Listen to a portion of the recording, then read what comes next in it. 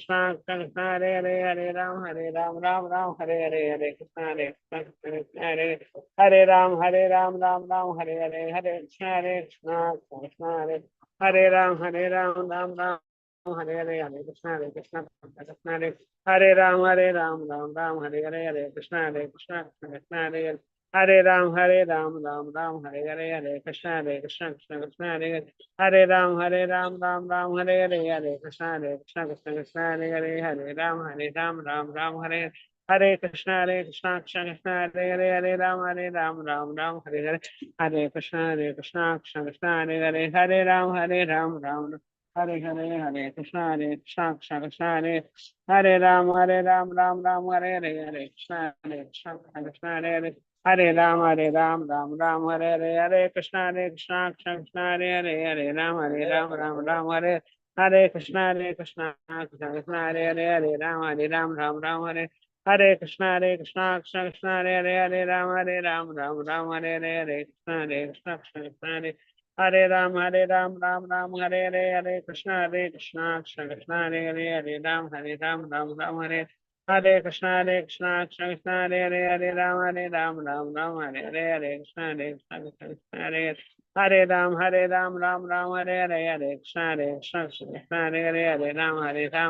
Hare Hare Krishna Krishna Krishna Hare Ram Hare Krishna Krishna Hare Ram Hare Krishna Krishna Krishna Hare Ram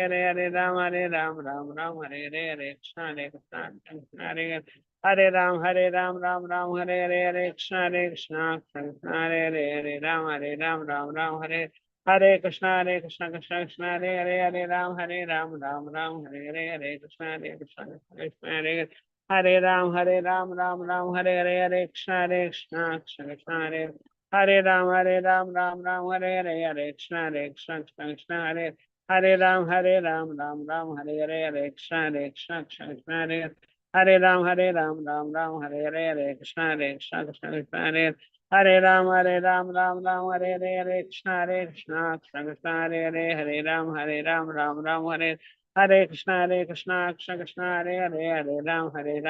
Hare Krishna Krishna Krishna Hare Ram Hare Hare Krishna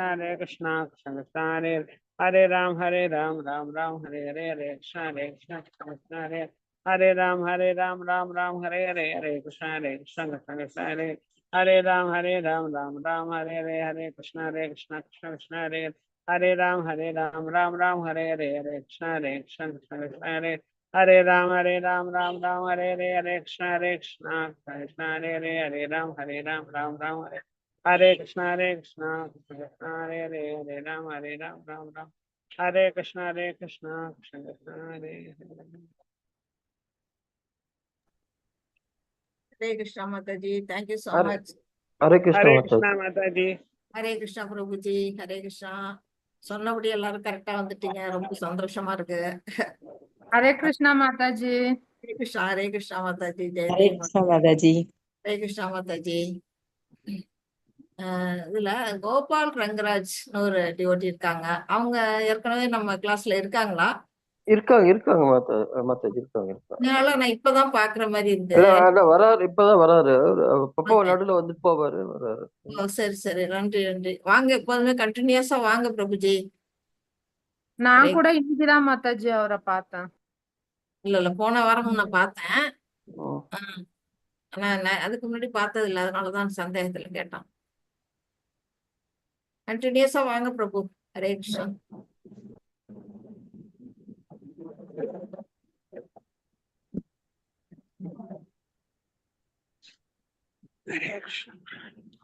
Hare Krishna.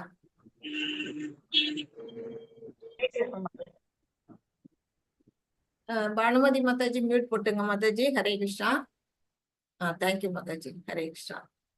பிரபு, நமக்கு வந்து இந்த இதுக்கு L2க்கான kiss வந்திருக்கான்னு check பண்ணீங்களா? Check பண்ண Mataji.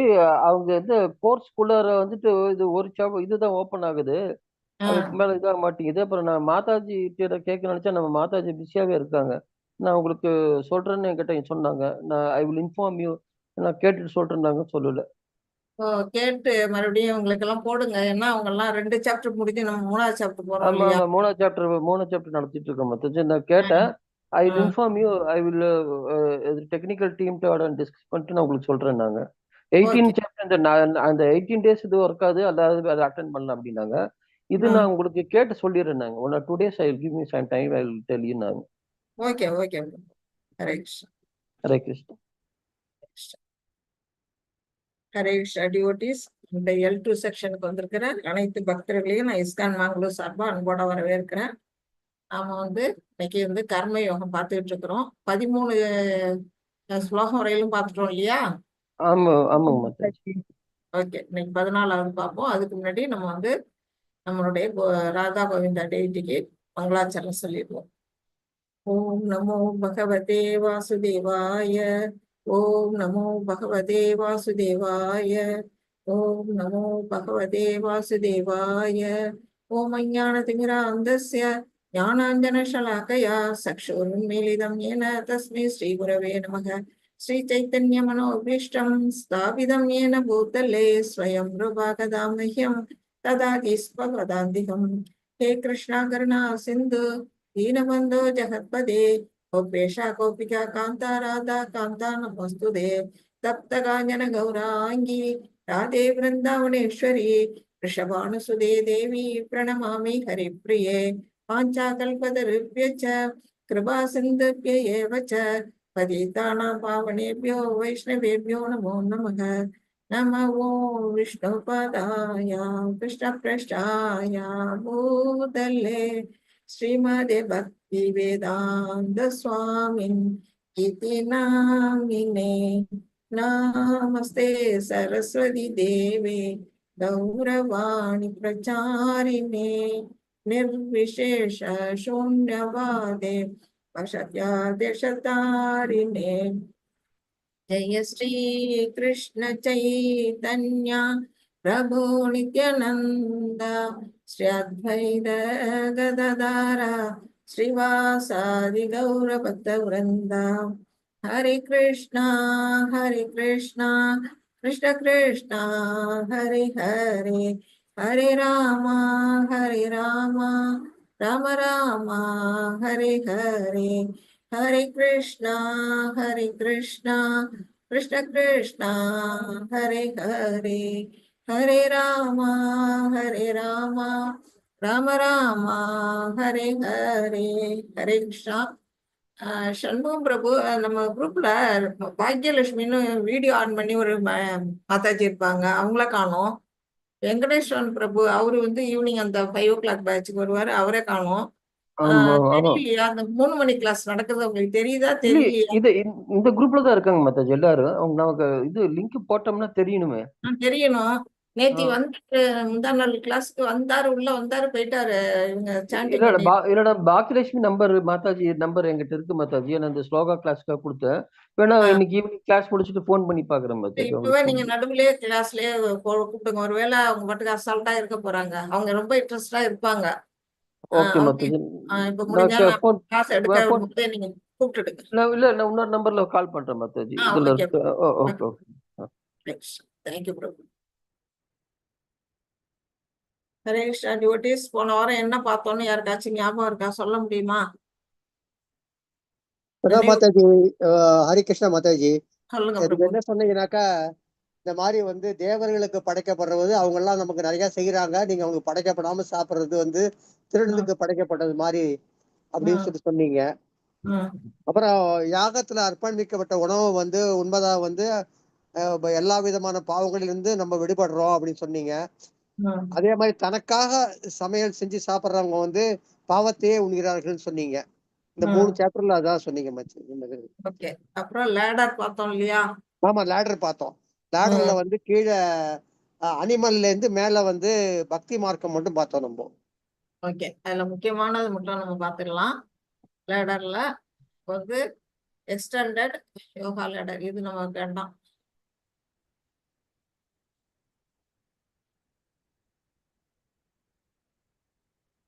Express elevator தான் நாம எல்லாம் பிடிச்சுக்கணும். இப்போ 3 விதமா இருக்கு. Express elevator, progressive yoga ladder, extended yoga லேடர்னு. இந்த 3 வகைக்கு என்ன டிஃபரன்ஸ்? ஹரே கிருஷ்ணா பிரபு, சொல்றீங்களா? ஒரு நிமிஷம் மாதாஜி பாத்துறோம். ம்.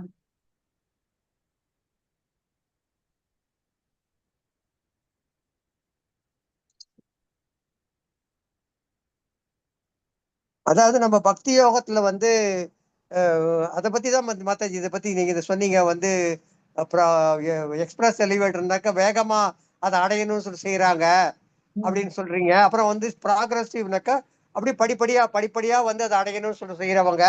அப்புறம் வந்து எக்ஸ்டெண்டட் யோகா லெட்டர், அது ஞாபகம் இல்லை மாட்டாது என்னன்னு சொல்லிட்டு. ஓகே, நான் சொல்லிடுறேன். வேற சொல்ல விருப்பப்படுறீங்களா மாதாஜி, பிரபுஜி, வேற யாராவது?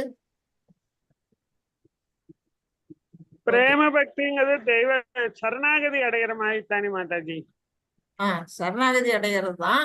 இந்த 3 யோகா படிநிலைகள்ல நம்ம வந்து எக்ஸ்பிரஸ் எலிவேட்டா தான் பெஸ்ட்னு சொல்றோம். எதற்காக அது சொல்றோம்? மத்ததெல்லாம் ஏன் வந்து அது வேணாங்கிறோம்?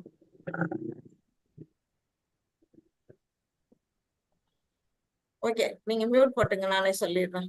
ஓகே மாதாஜி. இப்ப நம்ம வந்து ரொம்ப தூரம் போறோம். இப்ப இங்க நம்ம வந்து நம்ம இருக்கிற இடத்துல இருந்து டெல்லிக்கு போறோம். அப்போ வந்து டெல்லிக்கு போறோம்னா நம்ம வந்து சீக்கிரம் அந்த ஊரை போய் அடையணும்னு தானே நம்ம எல்லாரும் விருப்பப்படுவோம். அப்போ வந்து நம்ம எதுல ஏறுவோம்? எல்லாம் ஃபாஸ்ட் எக்ஸ்பிரஸ், எதுவோ சூப்பர் ஃபாஸ்ட் எக்ஸ்பிரஸ்ல தான் நம்ம ஏறுவோம். அப்பதான் சீக்கிரம் நம்ம போய் அந்த இடத்துக்கு போய் சேர வேண்டிய இடத்துக்கு போக முடியும்.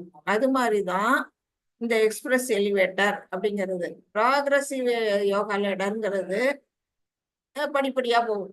அதாவது ரொம்ப லேட்டும் இல்லை, ரொம்ப ஃபாஸ்டாகவும் போகாது, மிதமான ஒரு ஸ்பீட்ல போறக்கூடியது. எக்ஸ்டெண்டட் எலிவேட்டர்ங்கிறது வந்து நின்று போறது. ஒரு ஸ்டேஷன் பாக்கி இல்லாம நின்று போகும்ல பேசஞ்சர் ட்ரெயின், அந்த மாதிரி உங்க ட்ரெயினை ஞாபகம் வச்சுங்களேன். அந்த மாதிரி போறதுதான் எக்ஸ்டெண்டட். இப்போ வந்து நாம எல்லாம் எதுல இருக்கிறோம்? நம்ம அனிமல் லைஃப்ல நிச்சயமா இல்லை. அதுல வந்து நம்ம அதுல இருந்து நம்ம வெளியேறிட்டோம். அது வரையிலும் நம்ம வந்து ரொம்ப ரொம்ப சந்தோஷப்பட்டுக்கணும். ஆனா நம்ம வந்து என்ன பண்ணிட்டு இருக்கோம்? கொஞ்சம் கர்ம காண்டாவிலதான் இருந்துகிட்டு இருக்கிறோம். நம்ம கர்ம யோகாவுக்கு வரவே இல்லை. அப்ப கர்ம யோகா பண்ணி தான் நம்ம வந்து என்ன செய்ய முடியும்? நிஷ்காம கர்மாவுக்கே போக முடியும். அப்ப நாம என்ன செய்யணும்? அதுக்கு வந்து நம்மளை வந்து இம்ப்ரூவ் பண்ணிக்கிறதுக்கு என்ன செய்யணும்னா, surrender and association of pure devotees. நம்ம என்ன செய்யணும்? சாதுக்களுடைய சங்கங்கள்ல நம்ம இணையணும். அவங்களோட பகவான்கிட்ட போகணும், அவங்கள வந்து சரண்டர் ஆகணும், சரணாகதி அடையணும். அப்படின்னா நமக்கு ஒரு நல்ல ஒரு அசோசியேஷன் வேணும். யார் வேணும்? பியூர் டிவோட்டீஸ், தூய பக்தர்களுடைய சங்கம் வேணும். இப்ப நம்ம இஸ்கான் டெம்பிள்ல எல்லாம் போனீங்கன்னா அங்கெல்லாம் சன்னியாசிகள்லாம் இருக்காங்கல்ல, அவங்கெல்லாம் தூய்மையான பக்தி நிறைந்தவங்க. நம்மள மாதிரி களங்கம் எல்லாம் அவங்கள்ட்ட இருக்காது. அவங்களோட எல்லாம் நம்ம உறவு கொள்ளணும். எப்போதும் நம்ம வந்து இந்த மாதிரி கிளாஸ்ல எல்லாம் ஆன்மீக சம்பந்தமான வகுப்புல எல்லாம் நம்ம கலந்துக்கிட்டு எப்போதும் நம்ம வந்து பக்தியை பத்தி நம்ம படிச்சுக்கிட்டு இத மாதிரி நம்ம இருக்கும்போது அந்த உறவு வட்டமும் நமக்கு வந்து பக்தியோடயே கிடைக்கும். அந்த நிலையில இருக்கும் பொழுது நாம என்ன செய்யலாம்? கர்ம காண்டாவில இருந்து அடுத்த நிலைக்கு போகணும். அப்ப வந்து என்ன செய்யணும்? சாதனா பக்தி. இப்ப இந்த பியூர் டிவோட்டீஸ் எல்லாம் வந்து சாதனா பக்தி பண்ணிட்டு இருப்பாங்க. அந்த டெம்பிள்ல வந்து சும்மா இருக்க மாட்டாங்க. போய் பாத்தீங்கன்னா இன்னருக்கு இன்னென்ன கடமைகள்னு இருக்கும். அந்த கடமைகள் படி அவங்க வந்து என்ன பண்ணுவாங்க? சாதனா பக்தியும் பண்ணுவாங்க. அந்த சாதனா பக்தி பண்ணுனாதான் நாம எந்த நிலைக்கு போக முடியும்? பாவ பக்திக்கு போக முடியும்.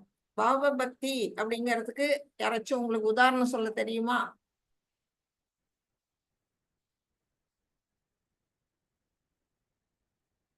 நிறைய பக்தர்கள்லாம் இருக்கிறாங்க. எல்லாருமே வந்து என்ன செய்யறாங்க? பாவ பக்தியில தான் ஈடுபடுவாங்க. அந்த நிலைங்கிறது வந்து இப்ப நம்ம வந்து இறைவனுக்கு வந்து நம்ம என்ன செய்யறோம்? டெய்லி வந்து புது பூ வைக்கிறோம், பழைய பூ எடுத்துட்டு புது பூ வைக்கிறோம், அந்த இடத்த தூய்மைப்படுத்துறோம். அந்த மாதிரி நம்ம செய்யக்கூடிய சாப்பாடை வந்து ஒரு பகவானுக்கு படைச்சிட்டு நம்ம அதை பிரசாதமா ஏத்துக்கிறோம். இப்படி பலவிதமான காரியங்கள்லாம் நம்ம செய்யறோம். அதெல்லாம் வந்து சாதனா பக்தியில வருது.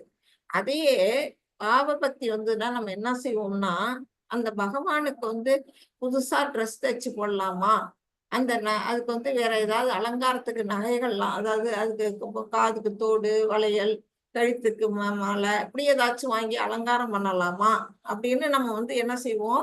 ஆட்டோமேட்டிக்கா அடுத்த நிலைக்கு நம்ம போவோம். இதெல்லாம் வந்து எந்த குருமார்களும் சொல்லி தர மாட்டாங்க. நமக்கா தோணும். நமக்கா தோணி அந்த பகவான் மேல ஒரு ஈடுபாடு வரும் பாருங்க. இப்ப நம்ம வீட்ல ஒரு சின்ன குழந்தை இருக்குன்னா அந்த குழந்தைய அலங்காரம் பண்ணி பார்ப்போம் இல்லையா? நம்ம வீட்ல இருக்க சின்ன குழந்தைக்கு இது வந்து கிருஷ்ணா வேஷம் போடுவோம், ராதை வேஷம் போடுவோம், கோகுலாஷ்டமி வந்தா. அப்போ வந்து எப்படியெல்லாம் அந்த குழந்தைய அழகுபடுத்துறோம்னு நம்ம யோசிப்போம். அந்த மாதிரி பகவானுக்கு என்னென்ன அலங்காரம் பண்ணலாம் அப்படின்னு நம்ம வந்து பகவானை வந்து நம்ம ஒரு குழந்தையாவோ இல்ல ஒரு நண்பனாவோ இல்ல வந்து நம்ம வந்து தந்தை மகனாவோ இல்ல காதலனாவோ இப்படி 5 விதமான ரசங்கள்ல ஏதாவது ரசத்துல நம்ம வந்து என்ன செய்யலாம்? பகவானுடைய தொடர்பு ஏற்படுத்திக்கிறோம் இல்லையா? அதுதான் வந்து பாவ பக்தி அப்படின்னு சொல்லப்படுது. அந்த பாவ பக்தி வந்தாதான் அது அடுத்த நிலையான பிரேம பக்திக்கு எல்லாரும் முன்னேற முடியும். பிரேமைங்கிறது வந்து பகவானை விட்டு பிரிஞ்சு இருக்கவே முடியாது. அந்த மாதிரி ஒரு நிலை பிரேம பக்தி. கோபியர்கள்லாம் அப்படிதான் இருந்தாங்க. அந்த நிலைக்கு உயரணும்னா உயர்ந்தாதான் நாம வந்து எங்க போக முடியும்? நம்ம பிரஜா தாண்டி வைகுண்டமோ இல்ல கோலோகமோ போகணும்னா போக முடியும். அந்த பிரேம பக்தி வரணும் நமக்கு. அதுக்காக தான் வந்து நம்ம என்ன செய்யணும்? இந்த பிறவியிலேயே நாம வந்து அந்த நிலைக்கு போகணும் அப்படிங்கிறது தான் இந்த எக்ஸ்பிரஸ் எலிவேட்டர். இந்த பிறவியே நம்ம வந்து வீணடிச்சிடக்கூடாது. அடுத்த பிறவி எந்த பிறவி கிடைக்குமோ தெரியாது. நம்ம என்னென்ன பாவம் பண்ணியிருக்கோமோ அதுக்கு இந்த உடல் நமக்கு கிடைச்சதுன்னா இறைவனை நினைக்கிறதுக்கு மறந்துட்டோம்னா என்ன செய்யறது? நம்ம எப்போதும் பக்தியை கொடுன்னு தான் வேண்டணும் பகவான்கிட்ட. அடுத்த பிறவியே நமக்கு ஒருவேளை பிறந்தாலும் பகவானை மறக்காம இருக்கிறதுக்கான பிராப்தத்தை பகவான்கிட்ட வேண்டி வரமா வாங்கி வச்சுக்கணும். அதை தவிர இந்த பௌதிகத்துக்கு தேவையான எதுவுமே நம்ம வந்து வரம் கேட்க வேண்டாம். அந்த மாதிரி நாம வந்து இந்த பிறவியிலேயே இந்த பிறவியோட நம்ம முடிச்சிட்டு இறைவன்கிட்ட போகணும் அப்படின்னா இந்த எக்ஸ்பிரஸ் எலிவேட்டர் இந்த பாதையை நம்ம வந்து சூஸ் பண்ணிக்கணும். இது வந்து மிதமான வழியில போகக்கூடியது. இந்த பிறவி இல்லைன்னா அடுத்த பிறவியில கூட கிடைக்கிறதுக்கான வாய்ப்பு. இது வந்து எத்தனை பிறவி நிறைய பிறவிகளை எடுக்கிறதுக்காக சொல்லப்பட்டது இந்த வழி. இப்படி இந்த 3 வழிகள்ல நாம தான் சூஸ் பண்ணிக்கணும் எந்த வழி நமக்கு ஏற்புடையது அப்படிங்கிறத தான் போன வாரம் நம்ம பார்த்தோம். இந்த வாரம் நம்ம அடுத்தது பார்க்க போறோம். இதெல்லாம் பார்த்துட்டோம் நம்ம.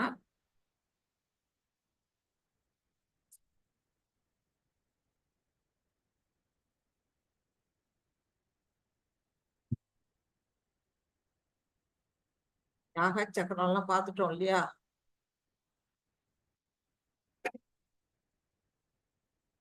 பார்த்தாச்சு.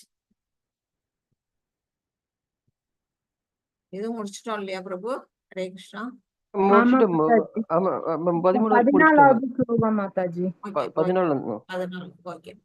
இவங்க பாக்கியலட்சுமி மாதாஜி ஜாயின் பண்ணிட்டாங்க மாதாஜி. ஃபோன் பண்ணி சொல்லிட்டு வந்துட்டாங்க. தேங்க்யூ பிரபு. வந்தாலும் வருவாங்க. கிளாஸ் மிஸ் பண்ணுவாங்க இல்லையா? நமஸ்தே மாதாஜி. ஏன் மாதாஜி போன கிளாஸ் வரல? இந்த வாரம் இப்ப உங்களை பிரபு விட்டு கூப்பிட சொன்னேன். வந்துருங்க எல்லாம். இந்த வாரம் மெசேஜ் பாக்குறீங்களா இல்லையா குரூப்ல? ஓகே. யார் படிக்கிறீங்க? 14th நான் படிக்கிறேன் மாதாஜி. படிங்க மாதாஜி. अन्नात् भवन्ति भूतानि पर्जन्यात् अन्नसम्भवः यज्ञात् भवति पर्जन्यो यज्ञकर्म समुद्भवः மழையால் தோற்றுவிக்கப்படும் தானியங்களால் எல்லா ஜீவன்களில் உடல்களும் வாழ்கின்றன. யாகத்தால் மழையும் விதிக்கப்பட்ட கடமைகளால் யாவும் உண்டாக்கப்படுகின்றன. ஹரே கிருஷ்ணா மாதாஜி. ஹரே கிருஷ்ணா. இப்போ வந்து யாக சக்கரம் நம்ம பார்த்தோம். யாக சக்கரத்துல என்ன பார்த்தோம்? யாராச்சும் சொல்ல முடியுமா? ஹரே கிருஷ்ணா. மாதாஜி, பிரபுஜி, யார் வேணா சொல்லலாம்.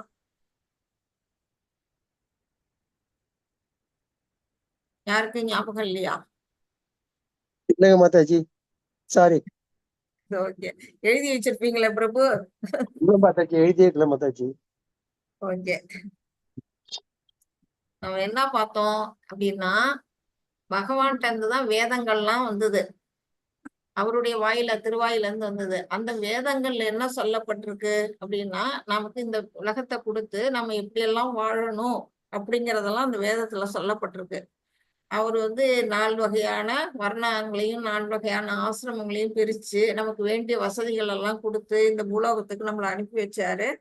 அதுவும் இல்லாம எப்படி வாழணுங்கிறது தெரிஞ்சுக்கிறதுக்காக வேதங்களையும் கொடுத்திருக்கிறாரு. அந்த வேதங்கள்ல என்ன சொல்லப்பட்டிருக்கு அப்படின்னா இன்னென்னாருக்கு இன்னென்ன கடமைகள் அப்படின்னு சொல்லப்பட்டிருக்கு. ஒரு அந்தணன் அப்படிங்கிறவன் என்ன செய்யணும் அப்படின்னா அவன் யாகம் வளர்க்கணும். சாஸ்திரங்களை வேதங்களை படிக்கணும், அடுத்தவங்களுக்கு சொல்லி கொடுக்கணும், யாகங்களை வளர்க்கணும். அது வந்து அவனுடைய தொழில். ஒரு சத்திரியன் என்ன செய்யணும்? இந்த நாட்டை காக்கணும், நாட்டுல இருக்க மக்களை பாதுகாக்கணும். இப்ப அதுதான் நம்ம நாட்டுல நடந்துகிட்டு இருக்கு. நம்ம மோடி தான் இப்ப வந்து நாட்டை காவல் காத்துக்கிட்டு இருக்கிறாரு. அதெல்லாம் நம்ம வந்து போக வேண்டாம் அரசியலுக்கு. இருந்தாலும் நம்ம ஒரு நன்றி கடன் பட்டிருக்கோம். இந்த இடத்துல வந்து நமக்கெல்லாம் ஒரு பாதுகாப்பு கொடுக்குறவங்களுக்கு நம்ம எப்போதுமே நன்றி சொல்லணும். அந்த மாதிரி ஒரு சத்திரியன், அந்த மாதிரி தூய சத்திரியன் என்ன செய்யறாங்க? நாட்டை பாதுகாக்கிறவங்க அந்த தொழில ஈடுபட்டுக்கிட்டு இருக்கிறாங்க. வைசியர்கள் என்ன செய்யறாங்க? பசுக்களை வளர்க்குறாங்க, வியாபாரம் பண்றாங்க. அந்த பார்த்தோம். சூத்திரன் என்ன செய்யறாங்க? அவங்க வந்து இந்த 3 வர்ணத்தர்களுக்கும் உதவி பண்றாங்க, ஹெல்ப் பண்றாங்க. அந்த நிலையில இருக்கிறாங்க. இப்ப வந்து அந்தணர்களுடைய வேலை என்ன? பகவானுடைய வாயிலிருந்து வரப்பட்ட அந்த வேதங்கள் படி என்ன செய்யறாங்க? யாகங்களை அவங்க வளர்க்குறாங்க. சூத்திரன் என்ன செய்யறான்? நிலத்தை உழுது பயிரிடுறான். அந்த யாகம் வளர்க்கறதுனால தேவர்கள் என்ன செய்யறாங்க? மகிழ்ச்சி அடைகிறார்கள். ஏன் வந்து நம்ம வந்து தேவர்களுக்கு வந்து யாகம் செய்யணும் அப்படின்னா, பகவானுடைய அங்கம். அவங்க எல்லாம் வந்து எங்க இருக்கிறாங்க? பகவானுடைய அங்கங்களா இருக்கிறாங்க. அந்த அங்கத்துல இருந்தாலுமே அவங்க வந்து பகவானுடைய ஒரு காரியதர்சி. இதுல இருக்கிறாங்க, பார்லிமெண்ட்ல மெம்பர் இருக்க மாதிரி பகவானுடைய காரியதர்சி அவங்க செயல்படுறாங்க. இப்ப நம்ம வாழறதுக்கு தேவையான வெளிச்சம், சூரியனுடைய ஒளி, அப்புறம் வந்து மழை, காற்று, நீர் குடிக்கிறதுக்கு, இது எல்லாமே நமக்கு தேவை. அதெல்லாம் யார் கொடுக்குறா? தேவர்கள் தான் கொடுக்குறாங்க. அப்படிப்பட்ட தேவர்களுக்கு நாம என்ன செய்யணும்? பதிலுக்கு வந்து யாகம் வளர்த்து அவங்களுக்கு அவிர்வாகத்தை கொடுக்கும் பொழுது அவங்க வந்து சந்தோஷம் அடைகிறாங்க. சந்தோஷம் அடைகிறதுனால அவங்க என்ன செய்யறாங்க? மழையை நமக்கு கொடுக்குறாங்க, வெயில கொடுக்குறாங்க, காற்றை கொடுக்குறாங்க. எல்லாம் கொடுக்கறதுனால நம்ம வந்து என்ன செய்யறோம்? நிம்மதியா வாழ முடியுது. இப்ப அந்த மழையால என்ன செய்யுது? தானியங்கள் விளையுது. அந்த தானியத்தை கொண்டு நாம என்ன செய்யறோம்? சாமிக்கு நைவேத்தியம் செஞ்சு அதை பிரசாதமா படைக்கிறோம். அந்த பிரசாதத்தை, பகவானுக்கு படைச்ச பிரசாதத்தை நாம சாப்பிடுறதுனால நம்ம உடல், உள்ளம் எல்லாம் வந்து தூய்மை அடையுது அப்படிங்கிறத பார்த்தோம் இல்லையா? அதுதான் வந்து யாக சக்கரம்னு சொல்லப்படுது. இப்ப நாம ஏன் தேவர்களுக்கு படைக்கணும் அப்படிங்கிற கேள்வி வருது. அது வந்து எப்படின்னா, தேவர்களுக்கு படைச்சாலுமே அது வந்து மறைமுகமாக நம்ம வந்து யாரை வழிபடுறோம்னா கிருஷ்ணரை தான் வழிபடுறோம். அவருடைய உடல்ல தான் அவங்க எல்லாம் இருக்கிறாங்க. மறைமுகமா வழிபடுறோம். நேரடியா பகவானை வணங்காம சுத்தி வளைச்சு நம்ம வணங்குறோம் அப்படிங்கிற நிலையில இங்க வந்து சொல்லப்பட்டிருக்கு. அது வந்து நம்ம புரிஞ்சுக்கணும். இதுதான் இந்திரனால் என்ன கிடைக்குது? மின்னல், இடி, புயல்கள், மழை, நதி ஓட்டம் மற்றும் போர், இதெல்லாம் வந்து என்ன கிடைக்குது? இந்திரனால உண்டாகிறதுதான். நமக்கு வந்து புயலும் மழையும் இடியும் வேண்டாம். மழை வேணும், ஒளி வேணும். இதெல்லாம் நமக்கு தேவைதானே. ஆறு ஓடனா, நதி ஓடுனா தானே நமக்கு வந்து நல்லது. வயல்களுக்கு வந்து அந்த தண்ணீர் வந்து கொடுத்தாதான் அந்த வயல்ல வந்து விளைச்சல் இருக்கும். இல்லைன்னா மானம் பார்த்த பூமி மாதிரி எப்போ மழை வரும்னு உட்கார்ந்துருக்க வேண்டியதுதான். இப்ப இந்திரனால அது. சந்திரனால என்ன உதவி? அவர் வந்து பகவான் சொன்னார்ல, நம்ம வந்து 10வது சாப்டரா அதுல வந்து 10 பதில சொல்வாரு, நான் வந்து சந்திரனாகி பயிர்களுக்கு வந்து என்ன சொல்றாரு? வாழ்வு ரசத்தை அளிக்கிறேன் அப்படின்னு சொல்லுவாரு காய்கறிகளுக்கு. இரவுல அந்த நேரத்துல வந்து காய்கறிகளுக்கு ஒரு சத்தை வந்து எது கொடுக்குது அப்படின்னா சந்திரன் தான் கொடுக்குது. அந்த சந்திரனோட ஒளி நமக்கு தேவை. வருணன் என்ன பண்றாரு? கடல், அப்புறம் வந்து எந்த உலகம், பாதாள உலகம் வரையில் இருக்கக்கூடிய எல்லா உலகத்திலயுமே வந்து என்னது? நீர்க்கடவுளா அவர் தான் இருக்கிறாரு, வருண பகவான். இது எல்லாமே வந்து என்ன செய்யுது? நம்ம நாடு மக்கள்லாம் செழித்து வாழறதுக்கு தேவையான உதவிகளெல்லாம் யார் செய்யறா? இந்த தேவர்கள்லாம் நமக்கு வந்து செய்யறாங்க அப்படின்னு சொல்லப்பட்டிருக்கு. அதனாலதான் நாம வந்து என்ன செய்யணும்? அவங்களுக்கு யாகங்களை வளர்த்து அவங்கள வந்து மகிழ்விக்கிறோம். மறைமுகமான வழிபாடா இருந்தாலும் அதை நம்ம செஞ்சுதான் ஆகணும். செய்யலைன்னா நம்ம சாப்பிடுற சாப்பாடு என்ன? திருடர்களுக்கு சமம். அந்த உணவை கொடுத்து அவங்களுக்கு நம்ம படைக்காம உண்ணும் பொழுது நம்ம வந்து திருடங்கிற இந்த நிலைக்கு நம்ம தள்ளப்படுறோம், அல்லது பாவத்தை உண்கிறோம் அப்படிங்கிறத நம்ம புரிஞ்சுக்கணும். ஹரே கிருஷ்ணா மாதாஜி. 15 படிங்க. ஹரே கிருஷ்ணா மாதாஜி. ஹரே கிருஷ்ணா. கர்ம பிரம்மோத்பவம் வித்தி பிரம்மாக்ஷர சமுத்பவம் தஸ்மா சர்வகதம் பிரம்ம நித்யம் யக்ஞே பிரதிஷ்டிதம். விதிக்கப்பட்ட கடமைகள் வேதங்களை அடிப்படையாக கொண்டவை. வேதங்கள் நேரடியாக முழுமுதற் கடவுளிடமிருந்து தோன்றியவை. எனவே எங்கும் பரவியுள்ள முழுமுதற் கடவுள் எல்லா யாகங்களிலும் நித்தியமாகவே வீற்றுள்ளார். ஹரே கிருஷ்ண மாதாஜி. ஹரே கிருஷ்ணா. இப்ப சொன்னதுதான் வேதங்கள் எங்க இருந்து வந்திருக்கு? பகவானுடைய வாயில இருந்து தான் வந்தது. எல்லாமே வேதங்கள் அபருஷேய அப்படின்னு சொல்லப்பட்டது. அவருடைய மூச்சு காற்றுல இருந்து வந்ததுதான் அந்த வேதங்கள். என்னென்ன ரிக் சாம அதர்வனங்கிறது அவருடைய மூச்சுல இருந்து வெளிவந்ததா எதுல சொல்லப்பட்டிருக்குன்னா பிருகத்தாரண்ய உபநிஷத்துல சொல்லப்பட்டிருக்கு. அப்படி அவருடைய வாயிலிருந்து வந்த அந்த மூச்சிலிருந்து வெளிவந்த அந்த வேதங்கள் படிதான் நாம என்ன செய்யணும்? ஒழுங்குபடுத்தப்பட்ட செயல்கள் இன்னென்னாருக்கு இன்னென்ன செயல்கள் அப்படின்னு இருக்கு. அதுதான் பிராமண சத்திரிய வைசிய சூத்திரர் இப்ப நம்ம பார்த்தது. அதுபடி நம்ம என்ன செய்யுது? இன்னென்னார் என்னென்ன செய்யணும் அப்படின்னு சொல்லப்பட்டிருக்கு அந்த வேதங்கள்ல. அதுபடி நாம வாழும் பொழுது நாம என்ன செய்ய முடியும்?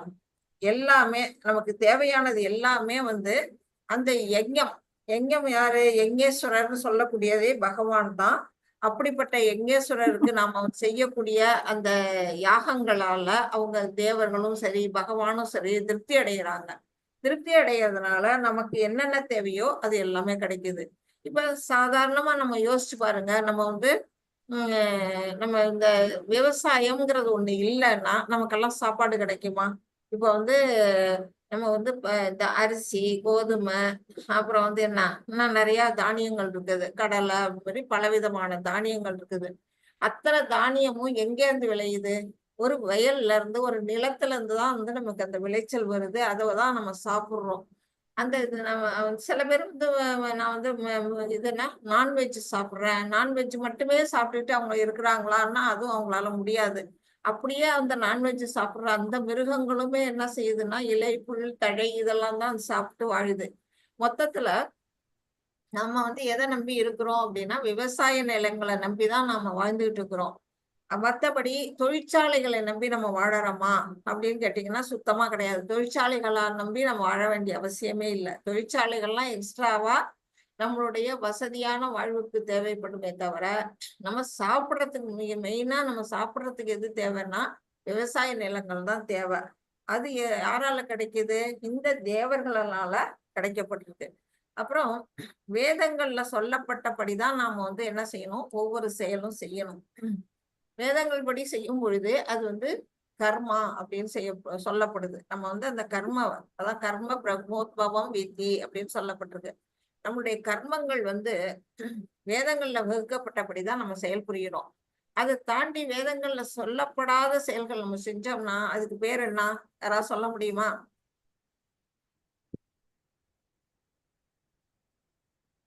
ஹரே கிருஷ்ணா.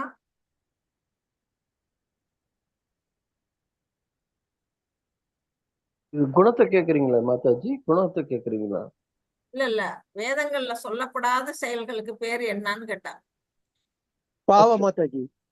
பாவம். பாவம் அதை நம்ம இந்த லாங்குவேஜ்ல எப்படி சொல்றதுன்னா விகர்மா அப்படின்னு சொல்லுவோம். நம்ம செய்யக்கூடிய செயல்கள் கர்மா. அது செய்யக்கூடாத செயல்கள் எதுன்னா சாஸ்திரங்கள் உரைக்கப்பட்ட கர்மா விகர்மா. ஓகே. கர்மா விகர்மா. இன்னொன்னு இருக்கு அகர்மா.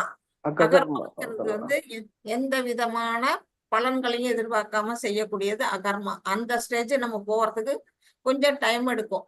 ஆனா நம்ம அட்லீஸ்ட் விகர்மாவாவது செய்யாம நம்ம கர்மங்களையாவது நம்ம என்ன செய்யணும்? யோகம் கர்ம யோகத்துல நம்ம ஒவ்வொருத்தருமே செய்யணும். பகவான் பரமபுருஷ பகவானுக்கு என்னென்ன சக்திகள் இருக்கு அப்படின்னு பாத்தீங்கன்னா அவருடைய மூச்சு காற்றுல இருந்து வேதங்கள்லாம் வெளிவருது அப்படின்னு நம்ம சொல்றோம். அவருடைய மயிர் துவாரங்கள்ல இருந்து பிரபஞ்சங்கள்லாம் உண்டாகுது அப்படிங்கிறத நம்ம படிச்சிருக்கிறோம். இப்படி அவர் என்ன செய்யறாரு? தன்னுடைய கண் பார்வை ஒரு கிளான்ஸ் மூலமா என்ன செய்யறாரு? மகத்தத்துவத்தை பாக்குறது மூலம் அதை கருவுற்ற வைக்கிறாரு. அதாவது மகத்தத்துவத்துக்குள்ளதான் என்னென்ன இருக்கு? நம்மளுடைய 24 எலிமெண்ட்ஸ்ன்னு சொல்லக்கூடிய நம்மளுடைய உடல் எல்லாம் எங்க பஞ்சபூதங்கள், அந்த மனம் புத்தி அகங்காரம் அப்புறம் பிரபஞ்சங்கள் எல்லாமே அந்த மகத்தத்துவத்துக்குள்ள இருக்கு. அது பகவானுடைய ஒரு கிளான்ஸ் மூலமா என்ன ஆகுது? அது கருத்தரிக்குது. கரு உண்டாகும் பொழுதுதான் அதுல இருந்து எல்லாம் வெளியில வருது. அது கருவுற்று அதுல இருந்து என்னென்ன வருது? பஞ்சபூதங்கள் வருது, மற்ற பிரபஞ்சங்கள் வெளியில வருது. நம்மளுடைய மனம், புத்தி, அகங்காரம்ங்கிறதெல்லாம் வருது. அதெல்லாம் பகவானுடைய பிரிந்த ஜட இயற்கை அப்படின்னு நம்ம படிச்சிருக்கிறோம். அது எல்லாம் வெளியில வந்ததுக்கு அப்புறம் தான் இந்த உலகம் உற்பத்தி ஆகுது. இந்த உலகத்துக்குள்ள உயிர்வாழிகள் உற்பத்தி ஆகுது. இது எல்லாமே நடக்கிறதுக்கு என்ன காரணம்? பகவானுடைய அந்த பார்வை.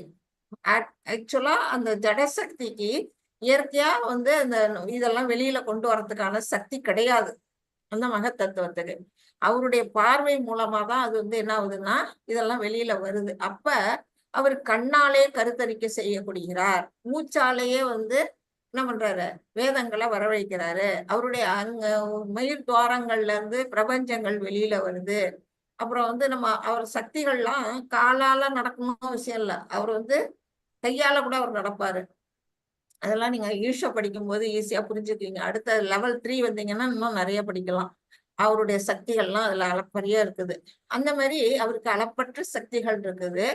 அப்படிப்பட்ட சக்திகள் படைச்ச அவர் என்ன செய்யறாரு? அப்படிப்பட்ட பகவானுக்கு நாம என்ன செய்யணும்?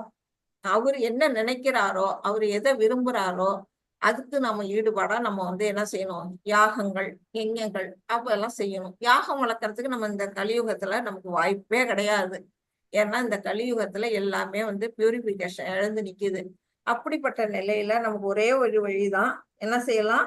நம்ம வந்து சங்கீர்த்தன யஜ்ஞம். அது வந்து ஈஸியா நம்ம வந்து செய்ய முடியும். இதெல்லாம் செய்யறதுனால நமக்கு என்ன லாபம் அப்படின்னு கேட்டீங்கன்னா, இந்த கட்டுண்ட நிலையில இருந்து பகவானுடைய திருநாட்டை அடையிறது தான் நமக்கு லாபம். அதுதான் எல்லாரும் நம்ம விரும்ப கிடையாது. மோட்சம் வேண்டான்னு யாருமே சொல்ல மாட்டாங்க. முக்தி வேணும்னா நாம எல்லாருமே என்ன செய்யணும்? பகவானை திருப்திப்படுத்துற செயல்கள்ல ஈடுபடணும். அதுதான் வந்து இங்க வந்து நமக்கு சொல்லப்பட்ட கருத்து. இதுல அதான் கொடுத்திருக்காங்க. யஞார்த்த கர்மா என்பது கிருஷ்ணன் திருப்திக்காக மட்டுமே செய்ய வேண்டிய செயல். அவரை திருப்திப்படுத்தணும். அத்தகைய செயல்களுக்கான வழிமுறைகள் வேதங்கள்ல தான் இதெல்லாம் சொல்லி இருக்கிறாங்க.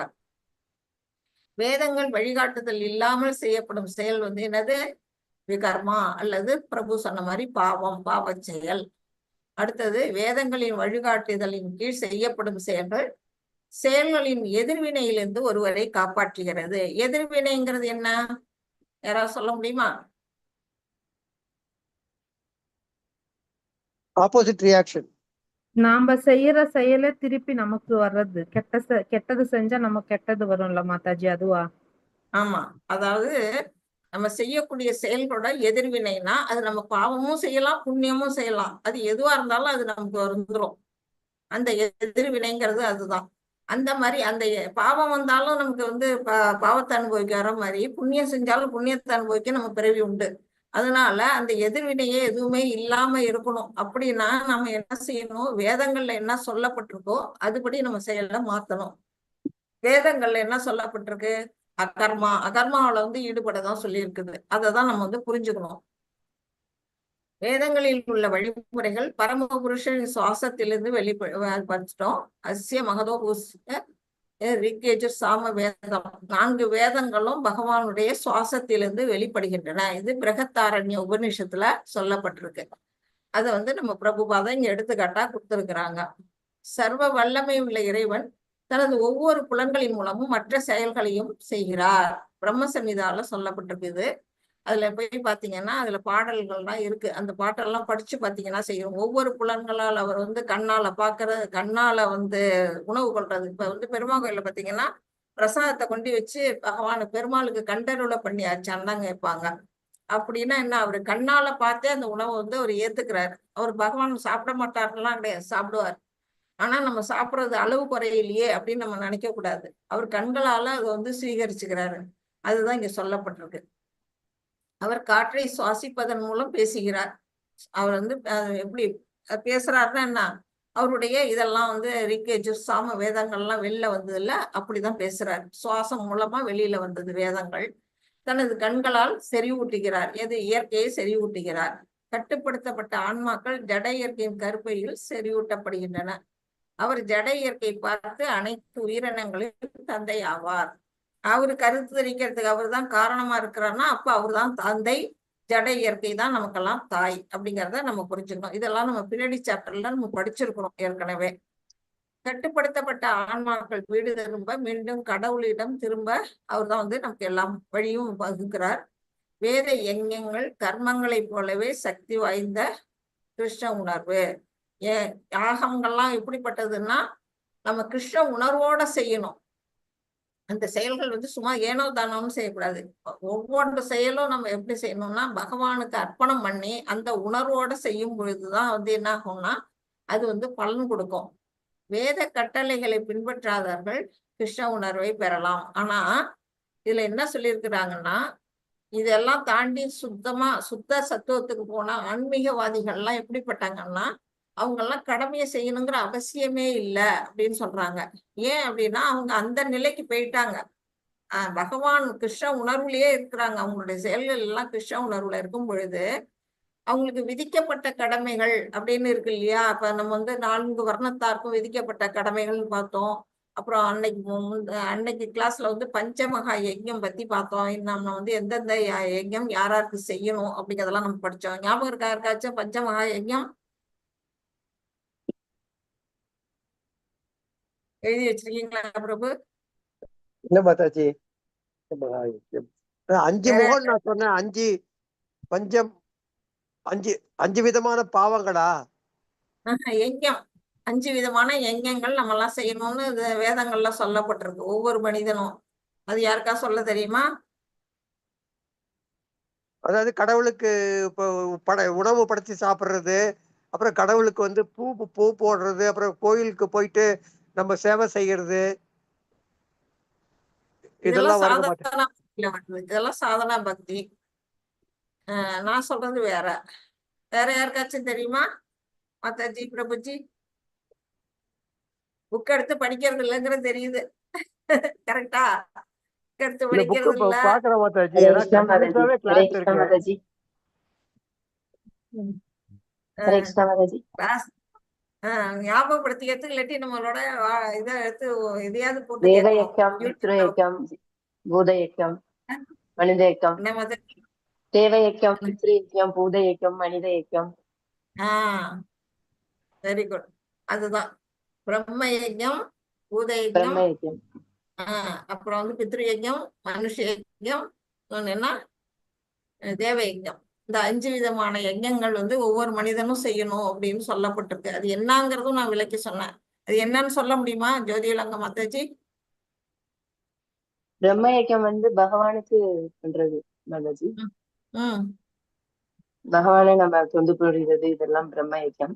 தேவ யக்கம் வந்து தேவர்களுக்கு வந்து யாகம் பண்றது, இந்த மாதிரி கடன்கள்லாம் நம்ம செய்யணும். தேவ யக்கம். நமக்கு மழை தருகிறாங்க, எல்லாமே கொடுக்குறாங்கல்ல, அதுக்காக அவங்களுக்கு யக்கம் பண்றோம். பித்ரு யக்கம் வந்து முன்னோர்களுக்கு கொடுக்குறோம் இல்லையா, அந்த இதெல்லாம் கொடுப்போம். அந்த மாதிரி பித்ரு யக்கம். ஜீவ யக்கம் வந்து பிற ஜீவன்களுக்கெல்லாம் நம்ம எறும்பு அந்த மாதிரி அவங்களுக்கெல்லாம் கொடுக்கறது ஜீவ யக்கம். மனித யக்கம்ன்றது வந்து நம்ம வந்து பிறருக்கு உதவி செய்யறது, நம்மளால முயன்ற அளவு உதவி செய்யணும் பக்கத்துல இருக்கிறவங்களுக்கு, இயலாதவங்களுக்கு. இதெல்லாம் மனித யக்கம் அப்படின்னு. இப்ப வந்து இப்ப மாதாஜி வந்து அழகா சொல்லிட்டாங்க. அதுதான் இந்த பஞ்சமகா யஜ்ஞங்கள் எல்லாம் ஞாபகத்துல வச்சுங்க. இல்லைன்னா மறுபடியும் படிங்க. புக்ல இருக்காது இதெல்லாம். நம்மளோட யூடியூப்பை போட்டு கேட்டீங்கன்னாதான் சிலது வரும். சிலதுல புக்ல நீங்க தேடினீங்கன்னா கிடைக்காது. பஞ்சமகா யஜ்ஞம்னு டோட்டலா மொத்தமா கொடுத்துருப்பாங்க. அதை தாண்டி விளக்கம்லாம் இருக்காது. நீங்க நம்மளோட யூடியூப்பையும் போட்டு கேட்டீங்கன்னா இதை வந்து நீங்க ஈஸியா புரிஞ்சுக்கலாம். அந்த பஞ்சமகா யஜ்ஞங்கள் வந்து எல்லா மனிதர்களும் செய்யணும்னு இருக்குது. ஆனா ஆன்மீகத்துல முன்னேறி கிருஷ்ண உணர்வோட இருக்கக்கூடிய அந்த பக்திமான்கள் வந்து செய்ய வேண்டிய அவசியம் இல்லை அப்படின்னு சொல்றாங்க. ஏன்னா அவங்களுடைய ஒவ்வொரு செயலுமே எப்படின்னா பகவானுடைய உணர்வுலயே செய்யப்படுது, கிருஷ்ண உணர்வுலயே செய்யப்படுது. கிருஷ்ண உணர்வோட செய்யக்கூடிய எந்த செயலுமே வந்து எல்லாருக்கும் போய் சேர்ந்துரும், எல்லாருமே அவருக்குள்ள அடக்கும். அதனால அவங்க தனித்தனியா வந்து இந்த பஞ்சமகா யஜ்ஞம் அப்படி போன்ற அந்த கடமைகள் வேதங்கள்ல சொல்லப்பட்ட எந்த கடமைகளையும் அவங்க பின்பற்ற வேண்டிய அவசியம் இல்லை அப்படிங்கறதுதான் இதுல சொல்லப்பட்ட கருத்து. ஓகே, 3.16 யார் படிக்கிறீங்க? படிக்கட்டுமா மாதாஜி? படிங்க. ஹரே கிருஷ்ண மாதாஜி. ஏவம் பர்வர்த்திதம் சக்ரம் நானுவர்த்தய தீகய ஆகாயோர் இந்திரியா ரோமா மோகம் பார்த்தச ஜீவதி. ஹரே கிருஷ்ண மாதாஜி. என் அன்பு அர்ஜுனா, வேதங்களில் விதிக்கப்பட்டுள்ள இத்தகைய யாக சக்கரத்தை இம்மனித வாழ்வில் கடைபிடிக்காதவன் முற்றிலும் பாவகரமான வாழ்க்கை வாழ்கிறான். புலன்களின் திருப்திக்காக மட்டும் வாழ்பவனின் வாழ்வு பலனற்றதாகும். ஹரே கிருஷ்ணா மாதாஜி. ஹரே கிருஷ்ணா. என்ன சொல்லியிருக்காங்க இதுல? யாக சக்கரத்தை யாரெல்லாம் வந்து கடைபிடிக்கணும், அப்படி கடைபிடிக்காதவன் என்ன செய்யறான்? பாவகரமான வாழ்க்கையை வாழ்கின்றான் அப்படின்னு வந்து சொல்லப்பட்டிருக்கு. புலன்களின் திருப்திக்காக வாழ்பவன் வந்து வாழ்வது பலனற்ற வாழ்வு. இப்ப வந்து போட்டோல பாத்தீங்கன்னா ஒருத்தர் என்ன செய்யறாரு, ஒரு பணப்பெட்டி மாதிரி இருக்கு, அது மேலதான் உட்கார்ந்து இருக்கிறாரு, கையிலயும் மூட்டைய வச்சிருக்கிறாரு. என்ன அது அப்படின்னா, அவருக்கு அந்த பணத்தின் மேல அதிகபட்ச உச்சபட்ச ஆசையில அவர் இருக்கிறாரு, பண வெறி. அந்த மாதிரி ஒரு கொள்கை. அந்த மாதிரி கொள்கையில இருக்கிறவங்க என்ன செய்வாங்க, இந்த யாக சக்கரத்தெல்லாம் கடைபிடிக்கவே மாட்டாங்க. அப்படி கடைபிடிக்காத அவங்களுடைய வாழ்வு என்னன்னா வீணான வாழ்வு. இந்த மனித வாழ்வு வந்து எதுக்காக கொடுக்கப்பட்டது, இதோட நோக்கம் என்ன அப்படிங்கறத உணர்வே இல்லை அவங்களுக்கு, அந்த புரிஞ்சுக்கல. இந்த அருமையாக கிடைத்திருக்கிற இந்த மனித வாழ்க்கையை வந்து நம்ம வந்து பகவானை சென்று தவறி விழுந்த ஆத்மாக்கள் நம்ம எல்லாருமே. இறைவன்ட்டு வந்து தவறி அவருடைய இடத்துலதான் இருந்தோம், தவறி இந்த பூலோகத்துக்கு வந்துட்டோம். திரும்பி நாம போகணுங்கிறதுக்காக நமக்கு ஒரு வாய்ப்பாதான் நமக்கு வந்து மனித பிறவி இங்க கொடுக்கப்பட்டிருக்கு. அந்த வாய்ப்பை வந்து நம்ம எல்லாருமே ஒவ்வொரு மனிதர்களும் வந்து என்ன செய்யணும், பயன்படுத்திக்கணும். அதை பயன்படுத்திக்காம பணத்தை சேகரிக்கிறதுலயும் பொருளை சேகரிக்கிறதுலயும் நம்ம வாழ்க்கையை அனுபவிச்சுட்டு இருக்கோம்னா அந்த வாழ்க்கை வந்து என்ன ஆகும்னா வீணான வாழ்க்கை. அந்த வாழ்க்கையோட அர்த்தமே வந்து என்ன ஆகுது, இதாக போறது. கடைசியில நம்ம போகும்பொழுதாவது நம்ம கொண்டு போக போறோமா? ஏதாச்சும் ஒரு ரூபா நாணயமாவது நம்மளால கொண்டு போக முடியுமா? நெத்தியில ஒட்டுவாங்க, அது கூட வெட்டியான எடுத்துக்குவான். துணி கூட நல்ல ட்ரெஸ் இருந்துன்னா அவன் எடுத்துக்குவான். அப்ப வந்து நம்மளோட ஒண்ணுமே வரப்போறது இல்லை. எப்படி வந்து குழந்தையா பிறக்கும் பொழுது வெறுங்கையோட வந்தோமோ அதே போலதான் இறக்கும் பொழுதும் நம்ம வெறுங்கையோட தான் போறோம். அப்படிங்கும் பொழுது இந்த மனித வாழ்க்கையை நம்ம வந்து ஏன் வந்து பைத்தியக்காரத்தனமா நம்ம வாழ்ந்துகிட்டு இருக்கிறோம் அப்படிங்கறது எல்லாரும் ஒவ்வொருத்தரும் இந்த என்ன செய்யணும், இந்த பகவத்கீதை படிச்சதுக்கு அப்புறமாவது நம்ம யோசிச்சு பார்க்க ஆரம்பிக்கணும். அப்படி யோசிச்சு பார்க்கக்கூடிய அந்த நிலையில தான் நமக்கு என்ன வரும்னா தன்னுணர்வு அப்படிங்கிற அந்த நிலைக்கு நம்மளால போக முடியும். தன்னுணர்வு பெற்ற ஆத்மாக்கள்லாம் வந்து எந்தவித கடமையுமே செய்ய வேண்டாம் அப்படின்னு வந்து இதுல சொல்லப்பட்டிருக்கு. நாமக்கு வந்து என்ன சொல்லியிருக்கிறாங்க பகவத்கீதையில, கர்ம யோகம் பண்ணு, ஞான யோகம் பண்ணு, பக்தி யோகம் பண்ணு அப்படின்னு நிறைய வழிமுறைகளை கொடுத்துருக்குறாங்க. எப்படி பக்தியில படிப்படியான வழிமுறைகள் அப்படிங்கிறத 12வது சாப்டர்ல கொடுத்துருக்குறாங்க. அனன்ய பக்தி, சாதனா பக்தி, சகாம கர்ம பக்தி அப்படின்னு நிறைய படிநிலைகள்லாம் கொடுக்க. ஏதாச்சும் ஒண்ணுலயாவது அப்படிங்கிறாரு பகவான். ஒரு சின்ன செயலாவது செய்ய அப்படின்னு தான் அவர் சொல்றாரு. ஒன்னும் நம்மள வந்து கடுமையா இது பண்ணல, ஃப்ரீடமா விட்டுருக்கிறாரு, நமக்கு வேண்டிய வசதிகளை கொடுத்துருக்கிறாரு.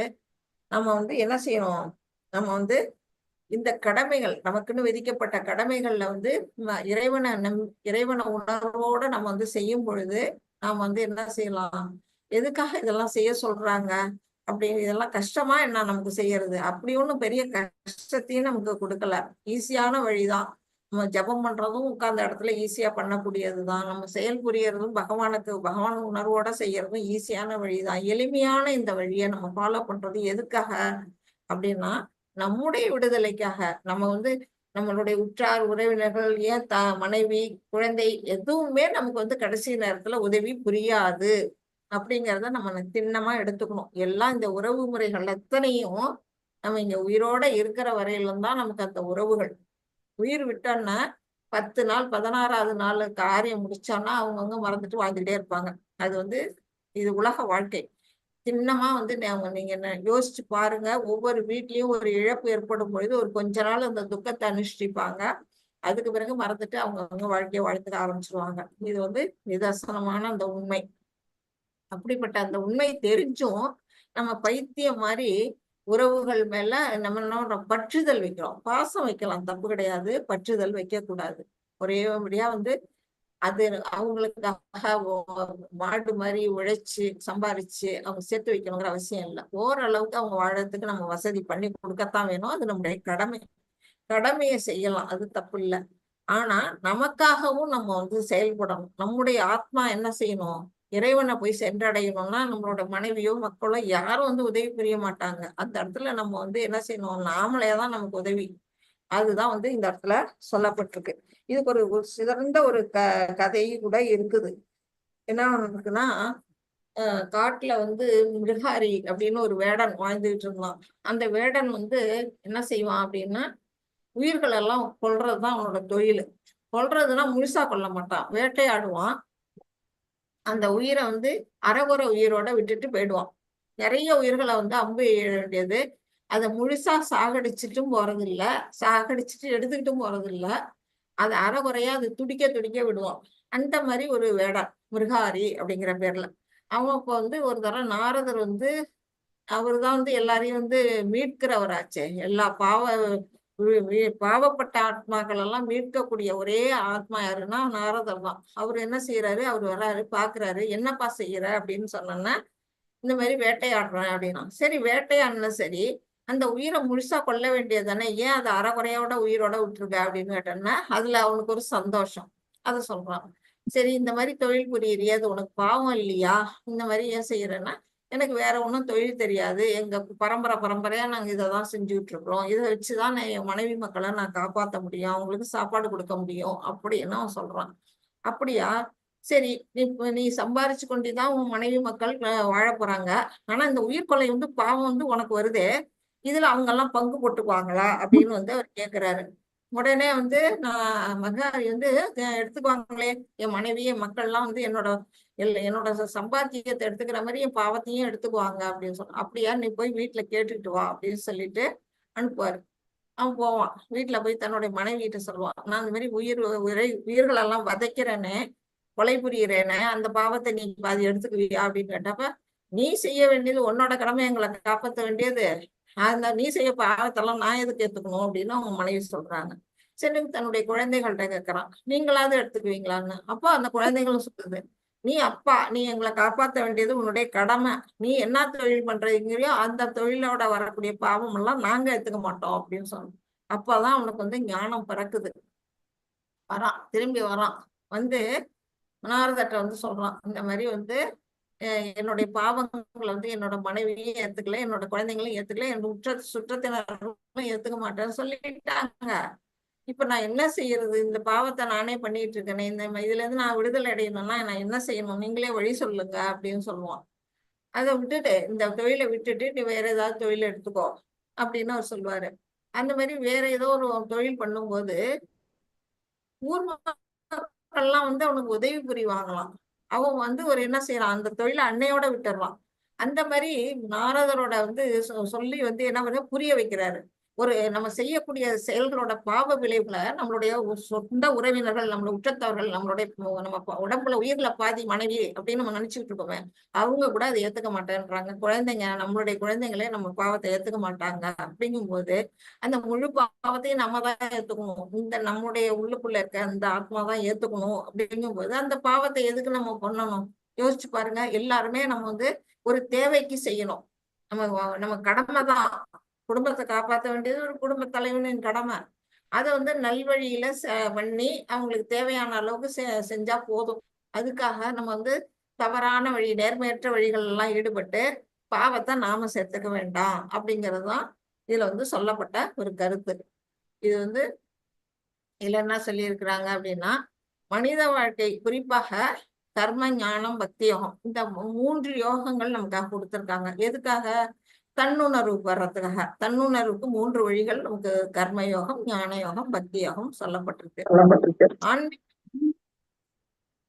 ஆன்மீகவாதிகள் வேதங்களில் பரிந்துரைக்கப்பட்ட கடுமையான யாகங்களை செய்ய வேண்டியதில்லை. அந்த கிருஷ்ண உணர்வோட இருக்கக்கூடிய அந்த பக்தர்களுக்கு இந்த கடமைகள் வந்து கட்டுப்படுத்தாது அப்படிங்கிறத புரிஞ்சுக்கணும். புலன் திருப்தியில் ஈடுபடுபவர்கள் யாகங்களை செய்வதன் மூலம் சுத்திகரிப்பு பெற வேண்டும். ஆனா நாம எல்லாம் எப்படி இருக்கிறோம்? நம்மளுடைய புலன்களை திருப்தி செய்யக்கூடிய செயல்கள்ல தான் இருக்கிறோம். நம்ம ஒவ்வொரு செயலுமே கர்மகாண்டால இருக்கு. அப்படிப்பட்ட நாமெல்லாம் என்ன செய்யணும்? கண்டிப்பா யாகம் செய்யணும். யாகம் செய்யறதுனால மட்டும்தான் நம்ம பியூரிபிகேஷன் அடைய முடியும். எதுக்காக செய்யணும்? புலன் திருப்தி எதிர்வினையில் சிக்கிக் கொள்ளாமல், அதோட எதிர்விளைவா இருக்கக்கூடிய பாவ புண்ணியத்துல நாம மாட்டிக்காம இருக்கணும்னா அதுல நாம வந்து அந்த யாகங்களை செய்யணும். குறிப்பிட்ட யாகங்கள் வேதங்களில் குறிப்பிடப்பட்டுள்ள குறிப்பிட்ட தேவர்களை நேரடியாக இலக்காக கொண்டுள்ளன. ஒவ்வொரு யாகம் ஒவ்வொருத்தருக்குன்னு சொல்ல முடியும். வருட யாகம் தனியா இருக்கு, மற்ற இந்திர யாகம்னு தனியா இருக்கு. ஒவ்வொருத்தருக்கு ஒவ்வொரு தேவனுக்கும் தனித்தனியா யாகங்கள் இருக்கு. எதற்காக அப்படின்னா அவங்கள திருப்திப்படுத்துறதுக்காக செய்யக்கூடியது. யாகங்களை செய்வதன் மூலம் ஒருவர் கடந்து கிருஷ்ண உணர்வாக மாற வேண்டும். எதுக்காக இந்த யஜ்ஞங்களை செய்ய சொல்றாங்க அப்படின்னா, அதை செஞ்சுக்கிட்டே இருக்கும் பொழுது நம்முடைய புலன்கள் என்ன செய்யும்னா களங்கங்கள்ல இருந்து தூய்மை அடைய நாம என்ன செய்வோம், கிருஷ்ண உணர்வுக்கு மாறுவோம். எல்லாத்துக்கும் முழுவதும் கடவுளா இருக்கிறது யாரு அப்படிங்கிறத நம்ம உணர்ந்து அந்த கிருஷ்ண உணர்வுல நம்மளால ஈஸியா நம்மளால மாற முடியும் அப்படிங்கிறதுக்காக தான் அதை செய்ய சொல்லி இருக்கிறாங்க. அடுத்தது நம்ம அடுத்த செக்ஷன் வந்துட்டு என்ன சொல்லியிருக்கு இதுலன்னா 3.18 16 வரையிலும் அர்ஜுனர் வந்து ஒரு கேள்வி கேட்கிறாரு இல்லையா? என்ன கேட்கிறாரு? குடும்ப வம்சத்தின் அழிவு, வர்ண சங்கரா ஏற்படுமே, அதுக்கு வந்து என்ன செய்யலாம், அதுக்கு வந்து வழி என்ன அப்படின்னு ஒரு கேள்வி கேட்டிருப்பாரு. அந்த கேள்விக்கான பதில் தான் ஒருத்தன் வந்து என்ன செய்யணும், நிஷ்காம கர்ம யோகம். அதாவது எந்த கர்மம் செஞ்சாலுமே அதுல வந்து பாவ புண்ணிய பலன்களை நம்ம எடுத்துக்காம இறைவனுக்கு அர்ப்பணிச்சு செய்யும் பொழுது அதுக்கான முடிவு கிடைக்கும் அப்படின்னு சொல்லப்பட்டிருக்கு. விதிக்கப்பட்ட கடமைகள் பொருள் வெகுமதியை கொண்டு வருவதற்காகவே. நம்ம வந்து என்ன செய்யறோம், சம்பாதிக்கிறதுக்காக தான் நம்ம வந்து கடமைகளை செய்யறோமா அப்படின்னா இல்ல. அதை தாண்டி நம்ம வந்து பகவான் மேல பக்தி செலுத்துறதுக்காகவும் தான் நம்முடைய கடமைகள் வந்து சொல்லப்பட்டிருக்கு.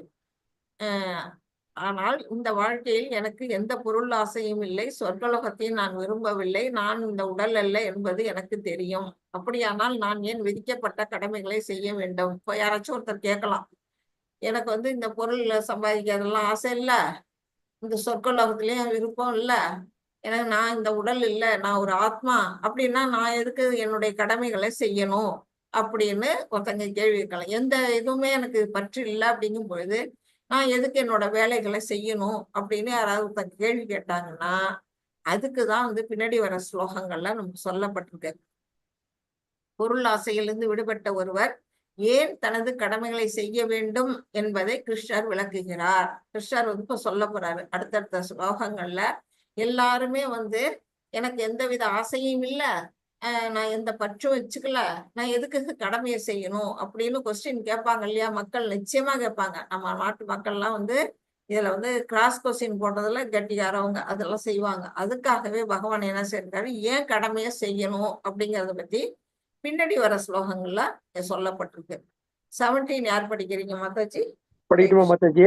படிங்க.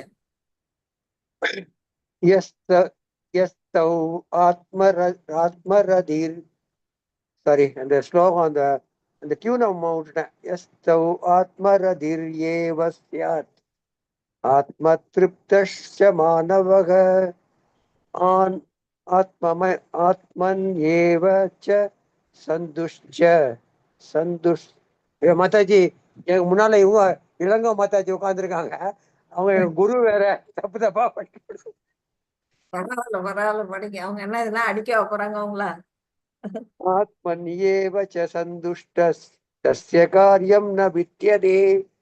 ஆனால் மனித பிறவியை தன்னுணர்வுக்காக உபயோகித்து தன்னில் மகிழ்ந்து தன்னிலே திருப்தி கொண்டு தன்னில் பூர்ணமாக இருப்பவருக்கு கடமைகள் ஏதுமில்லை. ஹரே கிருஷ்ணா மாதாஜி. ஹரே கிருஷ்ணா. என்ன சொல்லியிருக்காங்க இதுல? மனித பிறவி வந்து எதுக்காக உபயோகிக்கணும்? தன்னுணர்வுங்கிறது நாம இந்த உடல் அல்ல, நம்ம ஒரு ஆத்மா. இந்த ஆத்மாவுடைய சுய கடமை என்ன, அது பகவான்னா யாரு, அவருக்கு நாம என்ன செய்யணும், சுயஸ்வரூபமான அந்த ஆத்மா வந்து எப்படி தொண்டாற்றணும், இது எல்லாமே உணரக்கூடிய நிலைதான் வந்து தன்னுணர்வு. அந்த தன்னுணர்வு. ஒரே ஒரு சின்ன இன்டரப்ஷன். ஒரு வீடியோ ஒண்ணு பார்த்தேன் மாதாஜி, அந்த ஈஷா யோகா சத்குரு இருக்காரு இல்லைங்களா, ஒரு இந்த மாதிரி ஒரு வீடியோ பார்த்தேன். அதுல வந்து உங்களுக்கு நைட்ல தூக்கம் வரலனாக்க என்ன பண்றது, அதனால அந்த ஸ்பெஷலா அந்த வீடியோ பார்த்தேன். அதுல என்ன சொல்றாருனாக்கா, தூங்கறதுக்கு முன்னால உட்காந்துக்கிட்டு I am not the body, I am not the mind, I am not the body, I am not the mind அப்படி சொல்லிட்டு நிதானமா சொல்லிக்கிட்டே 10 நிமிஷம் சொல்றாரு.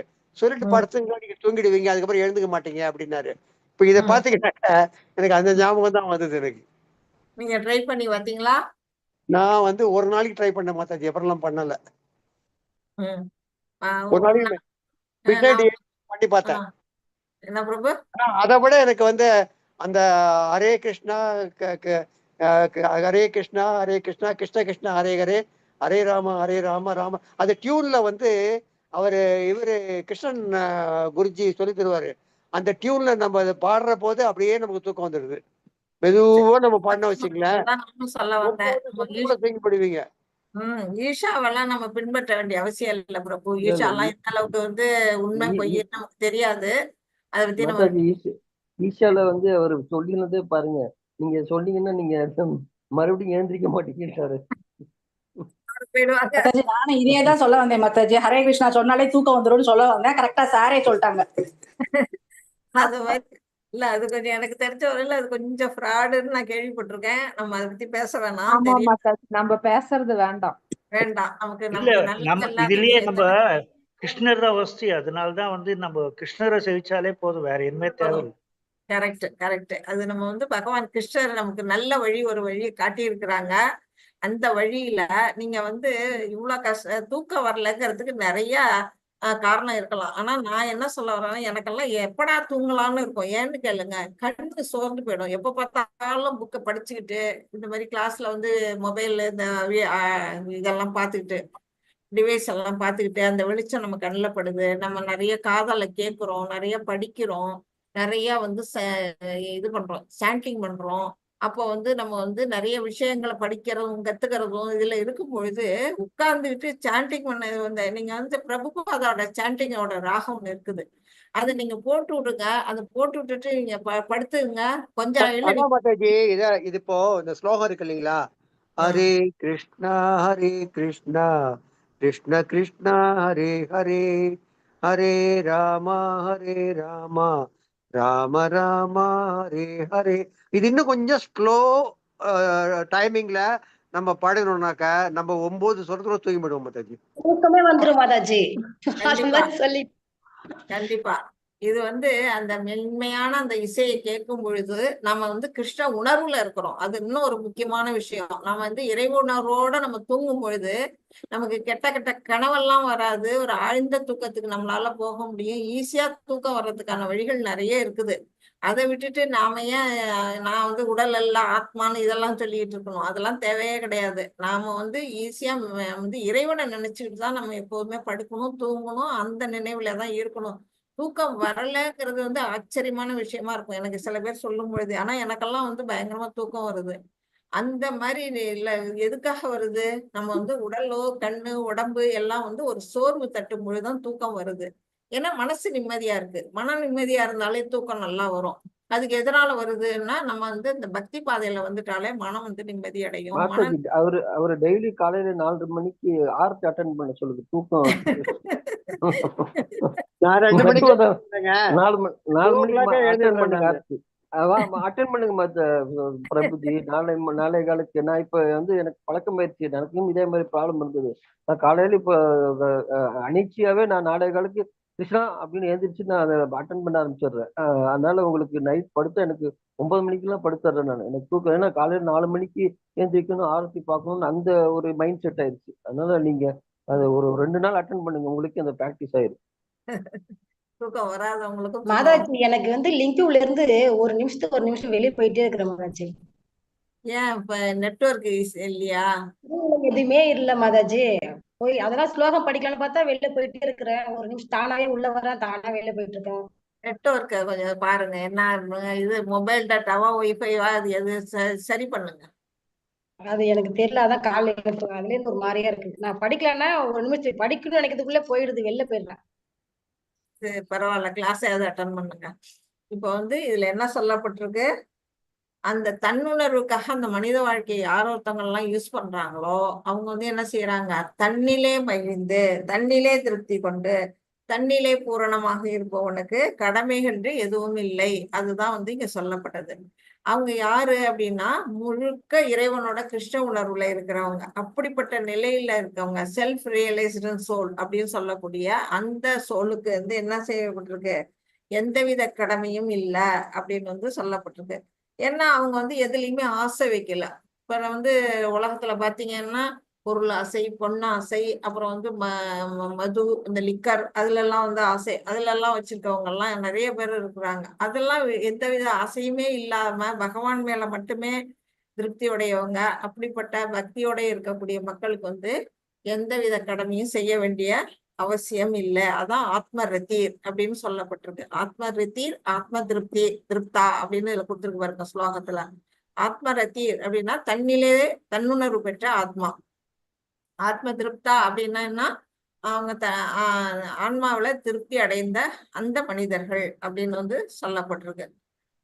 அதுதான் இதுலயும் கொடுத்திருக்காங்க. தன்னை உணர்ந்த ஆத்மா, தன்னுணர்வு பெற்ற ஆத்மாக்களுக்கு வந்து ஆத்ம ரத்தீர் அப்படின்னு பேரு. அவங்க ஏன்னா கிருஷ்ண உணர்வுலயே எப்போதும் இருக்கிறதுனால அவங்க வந்து என்ன செய்யுது, பியூரிபிகேஷனா இருக்கிறாங்க. அவங்க வந்து இது எதனால வந்தது, அவங்களுக்கு எப்படி கிடைச்சது அப்படின்னா பல பல பிறவிகள்ல பல பல ஆயிரக்கணக்கான யஞம் அதெல்லாம் வந்து அவங்க செஞ்சிருக்கிறாங்க. முன் பிறவிகளோட பலன் தான் வந்து இந்த பிறவியில அவங்களுக்கு அந்த நிலை வந்திருக்கு. இப்ப நாமெல்லாம் கூட இப்ப பகவத்கீதை இந்த பக்தி நிலைக்கு வந்திருக்கிறோம்னா இந்த பிறவியில கிடைச்ச பாக்கியதை கிடையாது. நம்ம பல பல ஜென்மங்கள்ல கொஞ்சம் கொஞ்சம் கொஞ்சமா நம்ம வந்து இறை உணர்வுக்கு வந்திருப்போம். அது ஒரு காரணம். இன்னொன்னு நம்ம வந்து அதுக்கு தகுந்த மாதிரி நம்ம ஒரு குடும்பத்துல பிறந்திருப்போம். நம்முடைய தாய் தந்தையர்கள் வந்து என்ன பண்ணிருப்பாங்கன்னா பக்தி நிலையில இருந்திருப்பாங்க. அவங்களுடைய பக்தி பார்த்துதான் நாம வளர்றோம்.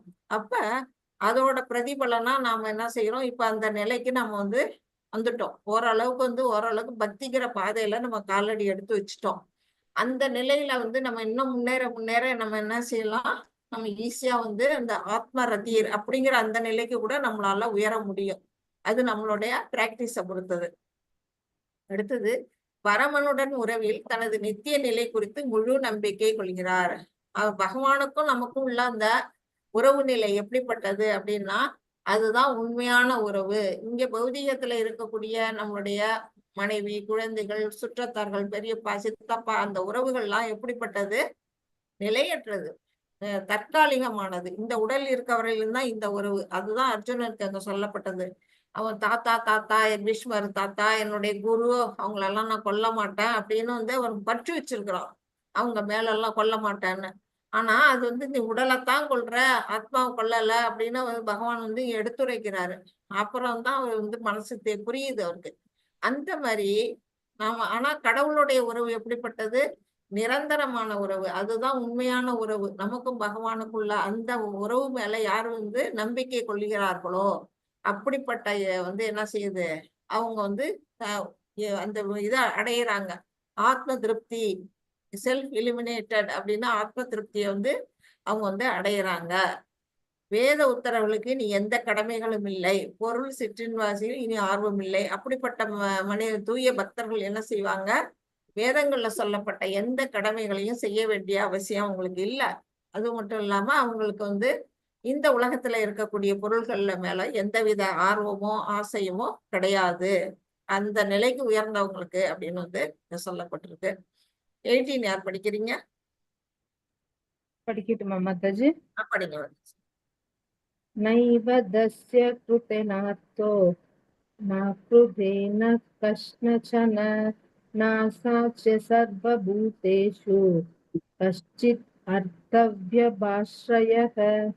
தன்னை உணர்ந்தவனுக்கு விதிக்கப்பட்ட கடமைகளை செய்வதால் அடைய வேண்டிய நோக்கம் ஏதும் இல்லை. இத்தகைய கடமைகளை செய்யாதிருக்கும் அவசியமும் இல்லை. மற்ற ஜீவன்களை எதற்கும் நம்பியிருக்க வேண்டியதும் இல்லை. ஹரே கிருஷ்ணா மாதாஜி. ஹரே கிருஷ்ணா மாதாஜி. இதுல இந்த ஸ்லோகத்துல பகவான் என்ன சொல்றாரு அப்படின்னா, தன்னுணர்வு பெற்ற அந்த ஆத்மாக்களுக்கு வந்து வேதங்கள்ல சொல்லப்பட்ட எந்த கடமையும் செய்ய வேண்டிய அவசியம் எதுவும் இல்லை. செய்யணும் அப்படிங்கிற காரியம் எதுவும் இல்லை. செய்யாது இருக்க வேண்டிய அவசியமும் இல்லை. செஞ்சாலும் செய்யலாம், செய்யாட்டிலும் பரவாயில்ல அப்படிங்கிற அந்த நிலையில தான் வந்து என்ன பண்றது அவங்களுக்கு சொல்லப்பட்டிருக்கு. அவங்க வந்து என்ன யாரையாவது நம்பி இருக்கணுமா அப்படின்னா யாரையும் தேவர்களையோ அப்புறம் வந்து வேற யார மனிதர்களையோ தன்னை சுற்றி இருக்கிறவர்களையோ அவங்க வந்து நம்பி இருக்க வேண்டிய அவசியம் இல்லை. எந்த ஒரு உயிரினத்தையும் அவங்க வந்து என்ன வேண்டாம், சார்ந்து இருக்க வேண்டாம். ஏன்னா அவங்க வந்து கிருஷ்ணரை நம்பி இருக்கிறாங்க. கிருஷ்ணரை சார்ந்து இருக்கிறதுனால தன்னை சுற்றி உள்ள உறவினர்களையோ தேவர்களையோ அவங்க நம்பி இருக்க வேண்டிய அவசியம் இல்லை. அதுதான் வந்து உண்மை நிலை அப்படிங்கிறது இங்க வந்து சொல்லப்பட்டிருக்கு. சர்வ பூதேஷு, எந்த உயிரினங்களையும் நம்ப வேண்டாம் அப்படின்னு சொல்லப்பட்டிருக்கு. 19 யார் படிக்கிறீங்க? படிக்கிறேன் மாதாஜி. படி. तस्मात् असक्तः सततं कार्यं कर्म च माचर अशोक्तः कर्म परम् आप्नोति पुरुषः. எனவே செயலின் பலன்களின் பற்றுதல் கொள்ளாமல் கடமையாக செயல்படுவாயாக. பற்றின்றி செயலாற்றுவதால் ஒருவன் பரத்தை அடைகிறான். ஹரே கிருஷ்ணா. ஹரே கிருஷ்ணா. இப்போ வந்து எனவே செயல்களின் பலன்களில் பற்று கொள்ளாமல் ஒருவன் கடமையை செயல் வேண்டும். இப்ப நம்ம எல்லாம் என்ன செய்யணும்? எந்தவித செயல் செஞ்சாலுமே பகவானுக்கு அர்ப்பணம் பண்ணி அந்த கடமைகளை நாம எல்லாம் செயலாற்றணும். இப்ப இங்க பாத்தீங்கன்னா, இதுல பாத்தீங்கன்னா எங்க கோவில்ல டெம்பிள்ல வந்து இங்க குரு நம்முடைய ஆச்சாரிய ஸ்ரீல பிரபுபாதா இருக்கிறாங்க. அவங்களுடைய டிசிபிள்ஸ், அதாவது சீடர்கள்லாம் அவங்க சுற்றி இருக்கிறாங்க. இப்ப நம்மளுடைய இஸ்கான் டெம்பிள் போனீங்கன்னாலும் அவங்க எல்லாம் வந்து நிறைய வேலை செஞ்சுக்கிட்டே இருப்பாங்க. காலையில இருந்து ராத்திரி வரையும் பாத்தீங்கன்னா, இப்ப பிரபு சொன்னார்ல 4:30 மணிக்கு மங்கள ஆரத்திக்கு பண்ணணும் பார்க்கணும்னா அவங்க எத்தனை மணிக்கு எழுந்திருப்பாங்க? அவங்க வந்து 3 மணியாச்சும் அட்லீஸ்ட் எழுந்திருக்கணும். 3 மணிக்கு எழுந்து அவங்க என்ன செய்யணும்? தன்னுடைய கடமைகளா இருக்கக்கூடிய பல் விளக்குறது, குளிக்கிறது, அதனை சுத்தம் பண்ணிக்கிறது, அதை எல்லாத்தையும் முடிச்சுட்டு வந்து பகவானை வந்து அலங்காரம் பண்ணணும். அடுத்தது ஒவ்வொரு அர்ச்சகரும் சும்மா வந்து சாமியை வந்து நம்ம காட்ட முடியாது. நாள் இருந்த அந்த அலங்காரத்தை மாத்தி புதுசா அன்னைக்கு உள்ள அலங்காரத்தை பண்ணி அதுக்கு பிறகுதான் மங்கள ஆரத்தி நடக்குது. 4:30 மணிக்கு மங்கள ஆரத்தி தர எடுக்கும்போது பார்த்தா பகவான் அப்படியே ஃப்ரெஷ்ஷா இருப்பாரு. அந்த அளவுக்கு அவங்க என்ன செய்யறாங்க? ஏந்திரிச்சு முன்னாடியே அதுக்கு வந்து செய்யறாங்க, கடமை செய்யறாங்க. அவரு ஒவ்வொரு அந்த பூசாரியே என்ன செய்யறாங்கன்னா, பகவானுக்கு வந்து 3 மணிக்கு முன்னாடியே ஏந்திரிச்சுதான் அதை செய்ய முடியும். அதே போல பிரசாதம் செய்யறவங்களும் எந்திரிச்சு பகவானுக்கான பிரசாதங்களை செய்வாங்க. பிரசாதம்னா இங்கெல்லாம் வந்து எத்தனை பிரசாதம், 1 2 எல்லாம் கிடையாது. ஒரு வேளைக்கு வந்து 5 ஐட்டம் குறைச்சலாம். பூரியில பாத்தீங்கன்னா 54 64 54ன்னு நினைக்கிறேன். ஒவ்வொரு வேலையும் காலையில மதியம் எத்தனை பூஜை நடக்குதோ அத்தனை வேலைக்கும் 54 வெரைட்டி வந்து என்ன செய்யறாங்க? பிரசாதம் செய்யறாங்க. பகவானுக்கு ஏன் அத்தனை வெரைட்டி பிரசாதம் பண்ணணும் அப்படின்னா, பகவான் அதை வந்து விரும்புறார். அவர் வந்து அவரு சாப்பிடலன்னு நம்ம நினைச்சிட்டு இருக்கோம். ஆனா அவருக்கு தான் படைக்கிறாங்க. அப்ப வந்து அவருடைய விருப்பத்துக்காக செய்யப்படுது. அப்ப அவங்க வந்து வேலை செய்யறாங்க. அங்க கோயில்ல இருந்தா கூட, சன்னியாசியா இருந்தாலும் கூட அவங்க வந்து என்ன பண்ணிட்டு இருக்காங்க? அங்க ஒர்க் பண்ணிக்கிட்டே இருக்கிறாங்க. அதோட முடிஞ்சு போச்சா? பிரசாதம் படைச்சாச்சு, சாமி பூஜை முடிச்சாச்சுன்னா முடிஞ்சு போச்சா? இல்ல. அடுத்தது குரு பூஜை இருக்கும், அப்புறம் துளசி பூஜை இருக்கும், அப்புறம் 7:30 மணிக்கு அடுத்த பூஜை. 7:30 மணிக்கு ஒரு பூஜை நடக்கும். அதுக்கு பிறகு மதியத்துக்கு ஒரு பூஜை, அப்புறம் ஈவினிங், அப்புறம் வந்து நைட்டு வந்து சயன ஆரத்தி. இது வந்து கண்டினியூஸா அங்க நடந்துகிட்டே இருக்குது. அதுல வந்து எத்தனை பேர் இருந்தாலும் அங்க வந்து வேலை இருந்துகிட்டே இருக்கும். நம்ம கூட இப்ப கோயிலுக்கு போனோம்னா பல்ராம் ஜெயந்திக்கு எல்லாரும் கூப்பிட்டுருக்காங்க. நீங்க எல்லாம் வர்றதுன்னா சொல்லுங்க. பல்ராம் ஜெயந்திக்கு ஒரு நம்ம குரூப் எல்லாம் போகலான்னு ஒரு பிளான் பண்ணிட்டு இருக்கிறாங்க. யாரெல்லாம் விருப்பப்படுறீங்களோ அவங்க எல்லாம் வந்து நம்ம குரூப்ல மெசேஜ் போட்டுருங்க. வந்து அங்க போய் தங்கி பகவானுக்கு நமக்கு கோயில்ல நம்ம தொண்டு செய்யலாம். அந்த மாதிரி அங்க போய் என்ன செய்யலாம்? நமக்கு நிறைய வேலை இருக்கும். பூ கட்டி கொடுக்கலாம், அந்த இடத்துக்கு தூய்மைப்படுத்தலாம், கூட்டி கிளீன் பண்ணி மாப் போட்டு கொடுக்கலாம், அப்புறம் காய்கறி எல்லாம் வெட்டி கொடுக்கலாம். அங்க வந்து நிறைய ஆயிரக்கணக்கான மக்கள் வர்றாங்க, சாப்பிடுறாங்க. எல்லாருக்கான பிரசாதம் எல்லாம் செய்ய வேண்டியிருக்கு. பகவானுக்கு தனியா பிரசாதம், அதே பிரசாதம் தான் நமக்கும். ஆனா அவங்க செய்யறவங்க யாரோ, பகவானுக்கு செய்யறவங்க வந்து தீட்சை பெற்றவங்களா இருக்கணும். அவங்களால மட்டும்தான் செய்ய முடியும், நம்ம எல்லாம் செய்ய முடியாது.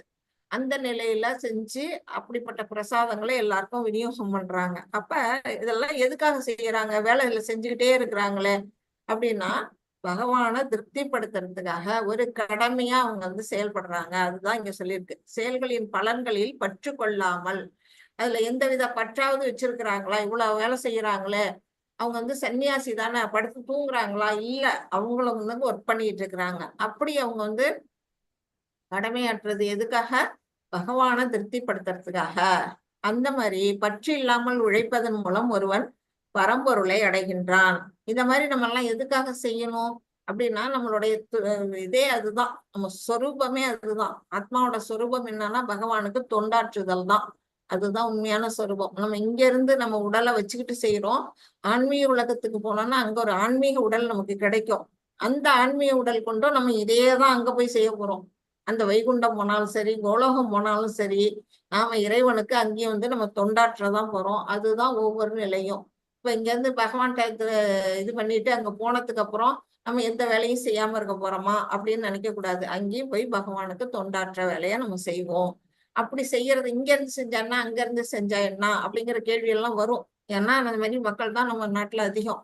கேட்கலாம், தப்பு இல்லை. என்னன்னா இங்க இருந்தா நமக்கு எவ்வளவு துன்பங்கள்லாம் அனுபவிச்சுக்கிட்டு நம்ம இதை செய்யறோம். அந்த எந்தவித துன்பங்களும் இல்லாம வெறும் இன்பம் மட்டுமே அனுபவிக்கக்கூடிய இடம் ஆன்மீக உலகம். அதனாலதான் நம்ம அங்க போகணும் அப்படிங்கிறது. இப்ப வந்து நம்ம வந்து இங்க வந்து நம்ம வந்து வரி கட்டணும், இது கரண்ட் பில்லு கட்டணும், ரோட் டேக்ஸ் கட்டணும். அப்புறம் வந்து இங்க வந்து அதை பாதுகாக்கணும். நம்முடைய வீட்டை வந்து ஏதாவது பழுதுபட்டதுன்னா அதை மெயின்டைன் பண்ணணும். இதெல்லாம் இந்த கவலையெல்லாம் அங்க கிடையாது. அங்க போனா வெறும் இன்பம் தான். எல்லாமே நமக்கு அங்க வந்து ஃப்ரீ. அங்க காமதேனு இருக்கு, கற்பவருஷம் இருக்கு, கேட்டதெல்லாம் கொடுக்க போகுது. அங்க போய் இருந்துட்டு நம்ம எந்தவித துன்பங்களையும் அனுபவிக்காம ஒன்லி இன்பத்தை மட்டும் அனுபவிக்கும் பொழுது நம்ம பகவானுக்கு தொண்டாற்றுதல் மட்டும்தான் நம்ம செய்ய போறோம். அது நம்ம மன மகிழ்ச்சியோட செய்ய போறோம் அப்படிங்கறதுதான் இதுல சொல்லப்பட்டிருக்கு. அதுதான் இங்க கொடுத்திருக்கிறாங்க. கிருஷ்ணர் வந்து அர்ஜுனனை குருஷேத்திர போரில் போரிட சொன்னார். ஏனென்றால் கிருஷ்ணர் போரிட விரும்பினார். ஏன் கிருஷ்ணர் போரிட விரும்பினாரு அது சொல்லுங்க யாராச்சும். ஏன் கிருஷ்ணர் வந்து பகவானுக்கு ஏன் போர் மேல அவ்வளவு ஆசை? அதர்மத்தை வெல்றதுக்காக போர் செய்ய சொன்னார் மேடம் மாதாஜி. அதர்மத்தை வெல்றதுக்காக போர் புரிய சொன்னாரு. அதர்மத்தை அவரே வந்து அழிக்க முடியலையா? அர்ஜுனன் தேவை இல்லையா அவருக்கு?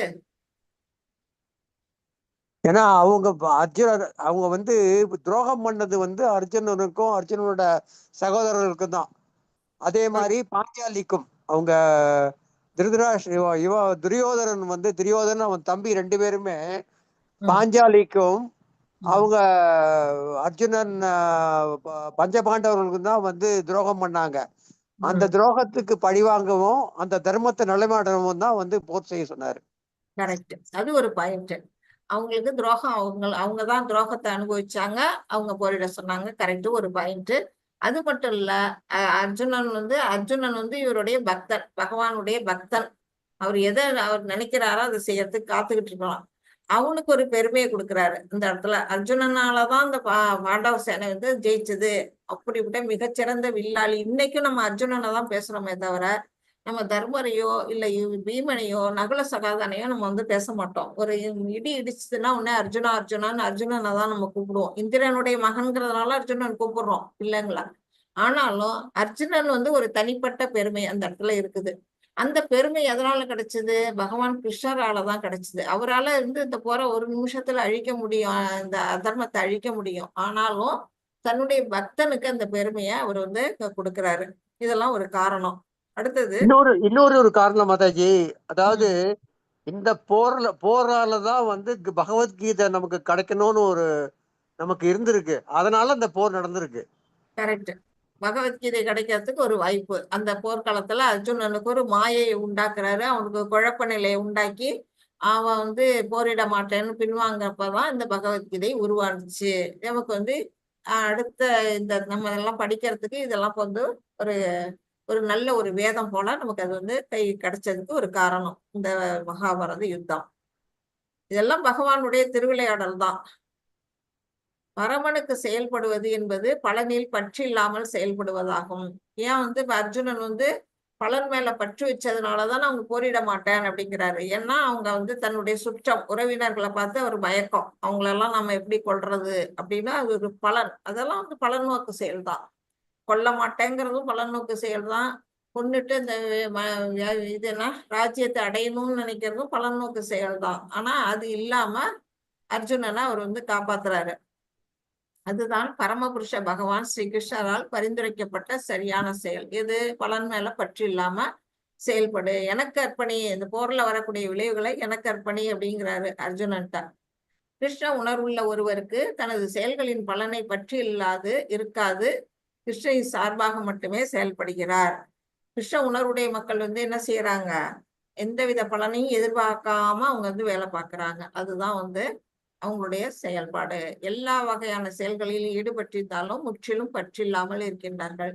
இப்ப பாத்தீங்கன்னா, ஒரு பக்தரும் ஒரே மாதிரி செயல் புரிவாங்க, பக்தர் அல்லாதவரும் ஒரே மாதிரி செயல் புரிவாங்க. அதுல வந்து நமக்கு வந்து டிஃபரன்ஸ் வந்து நமக்கு காட்ட முடியும். இப்ப நான் இந்த படமே உங்களுக்கு காட்டுறேன். இதுல இல்ல, இது எங்கேயோ இருக்குது, வேற எங்கேயோ இருக்குது.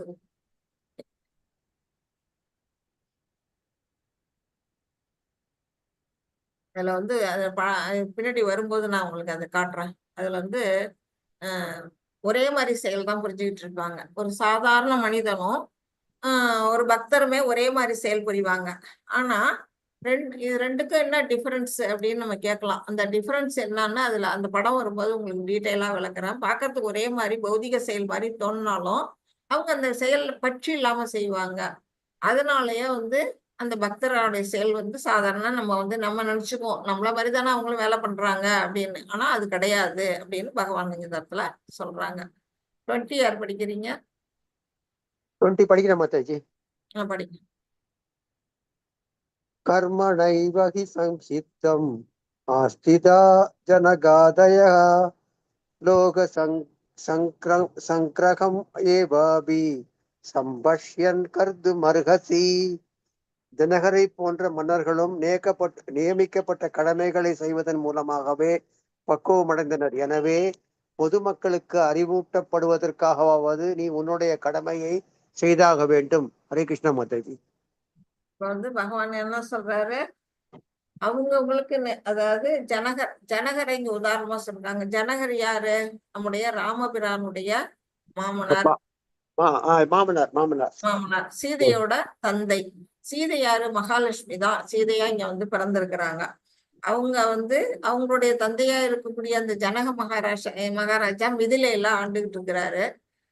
அவரு வந்து ஒரு ராஜ ரிஷி அப்படின்னு வந்து போற்றப்படுகிறார். சரித்திரத்துல பாத்தீங்கன்னா அவர் வந்து எந்தவித பற்றுதலுமே இல்லாத ஒரு சுத்த தூய பக்தர் அவரு ஜனகர். அதனாலதான் வந்து பகவான் கிருஷ்ணருடைய வாயால இங்க சொல்லப்படுறாரு.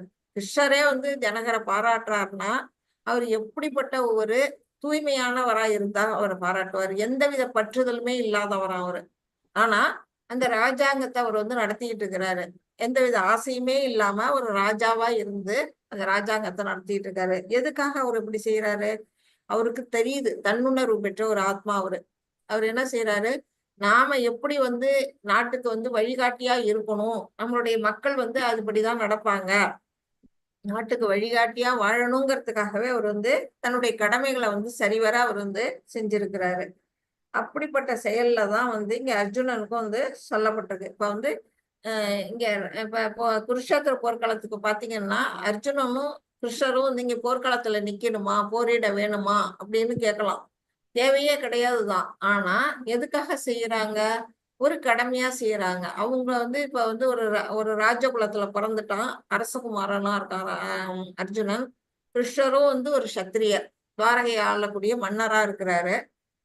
அப்ப அவங்களோட சத்திரிய தர்மம் என்ன அப்படின்னா போர் புரியறது, நாட்டை வந்து தர்மத்தை வழியில நடத்தி அதர்மத்தை அழிக்கிறது, நாட்டை வந்து பாதுகாக்கிறது, நாட்டு மக்களை பாதுகாக்க வேண்டிய உங்களுடைய கடமை. அந்த கடமையை தான் வந்து இங்க வந்து 2 பேருமே அதை செய்யறாங்க. ஒரு வழிகாட்டி. இப்ப வந்து ஜனகர் எப்படி வழிகாட்டியா இருக்கிறாரோ அதே போலதான் இங்க நம்முடைய அர்ஜுனரும் கிருஷ்ணருமே வந்து போர்க்களத்துல வந்து போர் புரியதும் வந்து வழிகாட்டுறார்.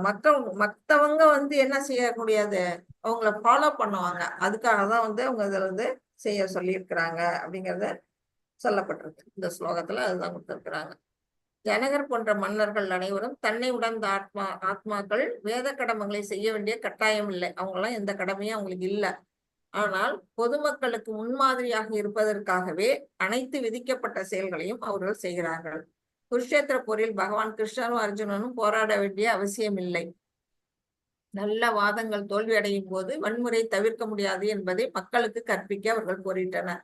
அப்படின்னா இதுல என்ன சொல்லி இருக்கிறாங்க அப்படின்னா, போரை தடுக்கணும், போரை வந்து நிறுத்தணும்னு தான் கிருஷ்ணர் முயற்சி பண்றாரு. தூது போறாரு, பாத்தீங்க இல்லையா, தூது போறாரு இல்லையா, வந்து 5 பேருக்கும் நீ வந்து ஒரு 5 கிராமங்களை கொடுத்துரு, அவங்க வந்து சந்தோஷமா வாழ்ந்துட்டு போயிடுவாங்க, நீ வேற ஒன்றும் செய்ய வேணாங்கிறதுக்கு துரியோதனன் ஒத்துக்கவே இல்லை. 5 ஊரை கொடுக்க மாட்டேன் அப்படின்னா 5 வீடு அது கொடு அப்படின்னு கேட்கிறாரு. அதுவும் என்ன சொல்றான், ஒரு பிடி மண்ணு கூட நான் தரமாட்டேன் அப்படின்னு வந்து அதர்ம வழியில நிக்கிறான். அந்த அளவுக்கு அவன் வந்து காழ்ப்புணர்ச்சியோட இருக்கிறான். அதனாலதான் அவர் என்ன செய்யறாரு, போருக்கு வந்து தயாராகிறாரு. போரை தடுக்கிறதுக்கு தான் அவர் முயற்சி பண்ணி தான் தூது போறாரு. ஆனா அது அங்க எடுபடல. அதுக்கு அந்த நேரத்துல வன்முறையான இந்த போர் வந்து தவிர்க்க முடியாத ஒரு காரணமாச்சு அப்படிங்கிறத மக்கள்லாம் புரிஞ்சுக்கணும் அப்படிங்கிறதுக்காக தான் அங்க போரிடுறாங்க. பகவான் போரை தவிர்க்க முயன்றாலும் மறுதரப்பினர் போரிடுவதில் உறுதியாக இருக்கின்றனர். துரியோதனர்கள்லாம் போரிதான் வேணும் அப்படிங்கிற உறுதியால இருக்கிறாங்க. உலக விவகாரங்களில் ஆர்வம் இல்லாவிட்டாலும் கிருஷ்ண உணர்வுள்ள ஒருவர் மற்றவர்களுக்கு எப்படி வாழ வேண்டும், எப்படி செயல்பட வேண்டும் என்பதை கற்பிக்க உழைக்க வேண்டும். இப்ப வந்து கிருஷ்ணருக்கு ஏதாவது உலக விஷயங்கள்ல ஆசை இருக்கா அப்படின்னு கேட்டீங்கன்னா ஒரு ஆசையும் அவருக்கு கிடையாது. ஆனாலும் கற்றற்ற நிலையில தான் அவர் வாழ்ந்தாரு. வந்து 6 ஆப்புலன்ஸ் நம்ம படிச்சிருக்கிறோம். பகவான் வந்து அழகு, புகழ், அறிவு, செல்வம், வலிமை, கடைசியா துறவு. அந்த துறவுங்கிறது பற்றற்ற அந்த நிலை. இந்த பற்றற்ற நிலையிலையும் பகவானை தட்டிக்க ஆளே கிடையாது. அப்படி ஒரு பற்றற்ற நிலையில இருக்கிறாரு. பற்றற்ற நிலையில இருக்கக்கூடியவர் எப்படி 16,108 மனைவிகளை வந்து திருமணம் பண்ணிக்கிட்டாரு அப்படின்னு எல்லாம் மனசுல சந்தேகம் வரும். அது காரணம் அவங்களையோட திருப்திப்படுத்துறதுக்கு வேற வழி இல்லை. அவங்கள திருப்திப்படுத்தணும். ஏன்னா 16,100 பேர் வந்து இந்த அசுரன் வந்து யாரு, நரகாசுரன் பிடிச்சு வச்சிருக்கிறான். பிடிச்சு வச்சுக்கிட்டு என்ன பண்றான், விட மாட்டேங்கிறான், சிறைப்படுத்தி வச்சிருக்கிறான். அவங்கள போய் மீட்டுக்கிட்டு வர்றது யாரு, கிருஷ்ணரும் சத்தியபாமியும் தான் போறாங்க. அங்க போர் புரிஞ்சு அங்க மீட்டுக்கிட்டு வந்த அந்த பெண்களுக்கு யாரு இது கொடுப்பா, அபயம் கொடுப்பா? அந்த பெண்களை எந்த ராஜகுமாரன் திருமணம் பண்ணிக்குவான்? எல்லா ராஜகுமாரிகள். அவங்கள யார் கல்யாணம் பண்ணிக்குவா? வேற வழியே இல்லை. அதுதான் பகவான் வந்து அவங்களெல்லாம் திருமணம் பண்ணிக்கிறாரு. அவங்களுக்காக தான் அந்த செயல் நடக்குதே தவிர இவருக்கு யாரையும் கல்யாணம் பண்ணிக்கிட்டு தான் வாழணும்னு இது கிடையாது. அப்படிப்பட்ட இருக்கவருக்கு கேக்குதா? இன்டர்நெட் கனெக்ஷன் அன்ஸ்டேபிள் கேக்குது. கேக்குது. அப்படி பிரேக் ஆகுது வருது. கேக்குது. Okay okay. அதனாலதான் வந்து பகவான் கிருஷ்ணர் எப்படி இருக்கிறாரு, அத்தனை பேருக்கும் அவங்க கல்யாணம் பண்ணிக்கிட்டாலுமே அவர் வந்து பற்றற்ற நிலையில தான் அவர் வாழறாரு. இது நம்ம வந்து போக போக நீங்க எல்லாம் புரிஞ்சுக்குவீங்க. கிருஷ்ண உணர்வில் அனுபவம் வாய்ந்தவர்கள் மற்றவர்கள் பின்பற்றும் வகையில் செயல்பட முடியும். இது பின்வரும் வசனத்தில் விளக்கப்பட்டுள்ளது. கிருஷ்ண உணர்வோட இருக்கக்கூடியவங்க எப்படி வாழறாங்களோ அந்த வழியை நாமெல்லாம் என்ன செய்யணும், ஃபாலோ பண்ணணும். அது வழியை ஃபாலோ பண்ணும் பொழுதுதான் நாம வந்து என்ன செய்ய முடியும், அந்த பக்தி உள்ள அந்த நிலைக்கு அவங்கள ஃபாலோ பண்ணும்போது நாமளும் அந்த கிருஷ்ண கான்சியஸ்க்கு வர முடியும் அப்படிங்கிறது சொல்லப்பட்டிருக்கு. பின்னாடி வர இதுல கொடுத்துருக்கு. இன்னும் ஒரு ஸ்லோகம் படிச்சிடலாமா? ஓகே மாதாஜி. ஓகே. யத் யத் ஆசரதி ஸ்ரேஷ்டஸ் தத் தத் ஏவதரோ ஜனக சயத் பிரமாணம் குருதே லோகஸ்தத் தத் அனுவர்த்ததே. பெரிய மனிதன் எத்தகைய செயல்களை செய்கின்றானோ அதையே பொதுமக்களும் பின்பற்றுகின்றனர். தன் செயல்களால் எந்த தரத்தை அவன் ஓமை அமைத்து காட்டுகின்றானோ அதையே உலகம் முழுவதும் பின்பற்றுகின்றது. ஹரே கிருஷ்ணா. இப்ப என்ன சொல்லியிருக்காங்க, ஒரு பெரிய மனிதன், அதாவது ஒரு நாட்டின் தலைவன், ஒரு வீட்டின் தலைவன், யாரா வேணா இருக்கலாம்.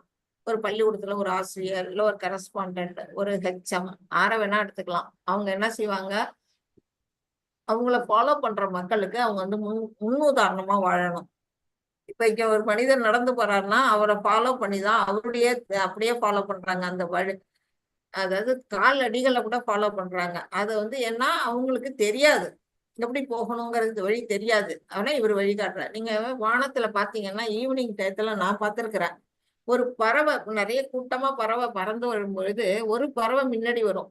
அந்த பறவையை ஃபாலோ பண்ணி தான் வந்து ஒரு ஷேப்பா ஒரு வியூ மாதிரி வேற மாதிரி ஷேப்ல எல்லாம் வந்து என்ன செய்யணும், மற்ற பறவைகள்லாம் பறந்து வரும். எல்லா பறவையும் ஒரே நேரம் ஒரே மாதிரி ஈவனா வராது. ஒரு பறவை முன்னோக்கி போகும், அந்த பறவைகளுக்கு பின்னாடி தான் எல்லா பறவைகளும் வந்து வழி இது பின்பற்றி போகும். நான் பார்த்திருக்கிறேன், நீங்க எல்லாம் கூட பார்த்திருக்க வாய்ப்பு இருக்கு.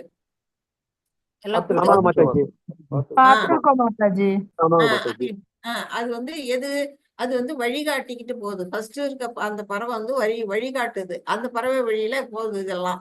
அது மாதிரிதான் வந்து இங்க வந்து ஒருத்தர் ஒரு நாட்டோட தலைவன் இப்ப வந்து ஜனக மகாராஜா வந்து வாழ்ந்து காட்டுறாரு. அவர் எப்படி வாழணும் அப்படிங்கறத அவர் வாழ்ந்து காட்டுறாரு. அதனால அந்த நாட்டு மக்களும் அதே தர்ம வழியிலேயே வந்து எல்லாரும் வாழ்ந்துகிட்டு இருக்கிறாங்க. அந்த நாட்டுல எந்த வித குழப்பங்களும் கிடையாது. நாட்டுக்குள்ள குழப்பம் நிறைய நடக்குது. கொலை, கொள்ளை, களவு இதெல்லாம் நடக்குதுனாலே அந்த அரசாங்கம் சரியில்லை அப்படிங்கிறத நம்ம ஈஸியா வந்து நம்ம புரிஞ்சுக்கலாம். அரசாட்சியில அரச ஆளக்கூடியவங்க சரியில்லைன்னா ஃபாலோ பண்றவங்க சரி இருக்க மாட்டாங்க. நீயே சரியில்லை, நான் எதுக்கு பண்ணணும் அப்படின்னு அவங்க கேள்வி கேட்பாங்க. அந்த நிலையில தான் இது வந்து சொல்லப்பட்டிருக்கு. ஒரு அப்பாவானவர் என்ன செய்யணும்? குடும்பத்துல நல்ல பழக்க வழக்கங்களை இருக்கணும். அவர் வந்து இந்த சிகரெட் பிடிக்கிறது, மது குடிக்கிறது இதெல்லாம் இருக்கக்கூடாது. அதை வந்து அதை பார்த்துக்கிட்டே இருக்கிற அந்த குழந்தை என்ன செய்யணும்? அப்பா செய்யற மாதிரி நம்மளும் செஞ்சா என்ன அப்படின்னு அது என்ன பண்ணுவோம்? அப்பா இருக்கும்போது போய் கேட்கும், இல்லைன்னா இல்லாதப்ப தானே எடுத்து அதை ட்ரை பண்ணும். சில அப்பா வந்து மோசமான அப்பாக்கள் வந்து அந்த குழந்தைகளே காசை கொடுத்து போய் வாங்கிட்டு வாங்கன்னு சொல்ற அப்பாக்களும் இருக்கிறாங்க நம்ம நாட்டுல. இதெல்லாம் வந்து எப்படின்னா ஃபாலோயர்ஸ் யாரை பார்த்து வளர்றாங்களோ அவங்களுடைய பழக்கங்கள் தான் வரும். ஒரு பள்ளிக்கூடத்துல ஒரு ஆசிரியர் வந்து நல்ல ஒரு வழிகாட்டியா இருக்கணும். அவர் வந்து சரியான முறையில மாணவர்களுக்கு எடுத்து சொல்லணும். ஆசிரியரே வந்து தப்பான வழியில போனாரு, தப்பான பாடங்களை சொல்லி கொடுத்தாருன்னா மாணவர்களுடைய எதிர்காலம் என்ன ஆகும்? வீணாகி போகும்.